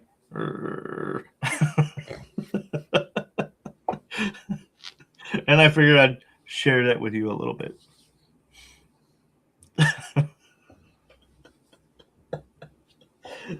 Hey, we had a nice relaxing week last week.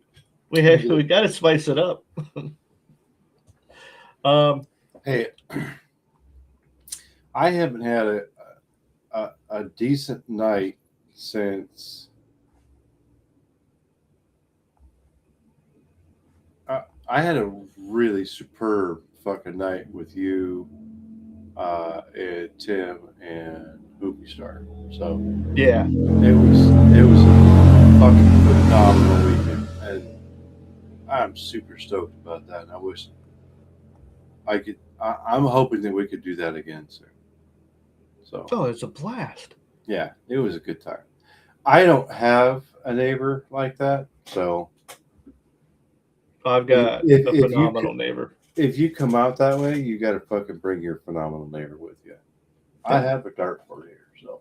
Oh yeah, And you know what? Maybe you and I should fucking chip in and get his ass a new dartboard. we might have to. We might have to. Might have to do that. That was a good time. It was a blast. Oh yeah, it was fucking super good. Just so everyone knows, I think we went over there sometime around 7:30, 8 o'clock. It's probably close to 8 because it was right around the time that. Oh, yeah, because Katie's show was starting. Yep. We went over there and we're playing pool, playing darts, drinking a little bit. Katie shows up sometime close to midnight, maybe between 11 and midnight. Mhm. And then she went home. And sometime around 4 o'clock, we stumbled back to the house. Mhm. And yeah, it was a good night. Yep. It It was was, it was definitely 4 o'clock. Yeah. Oh, it was definitely 4 o'clock. So. And then up the very next morning, I think I was up I was up at 7:30. I was not. I was up at about 10. 9:30, 10 o'clock, I think. Yeah. Because I had to get the pork smoked. Mm-hmm. I had to get that going. So Yep. I got back up and was doing that and had a good time. Pork wasn't too bad. It was okay. No, Pork was that pretty was good. Yeah. So you My got wife- anything planned this upcoming week? Just work, brother. Yeah. Unfortunately. My light's giving out. Let's do this. Well, I hope you all have a good night. And also remember, White line, brother. oh, hold on.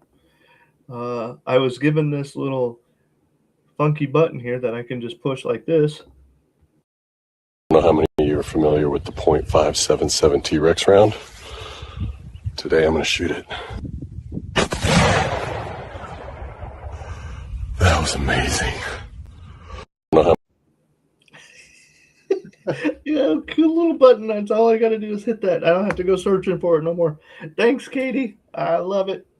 No, I appreciate y'all for coming out. I hope you enjoyed it. Please. We definitely do. We definitely do. Oh wait, hold up. Did you read this from Mama T? Looks like the middle one's coming out. Ooh. Wonder if we can get the middle one on here. If you do, it's gonna be your fucking place. Well, I know. I'm gonna- fucking 11 hours away, roughly. Well, we might be able to drone her up there. she don't weigh much.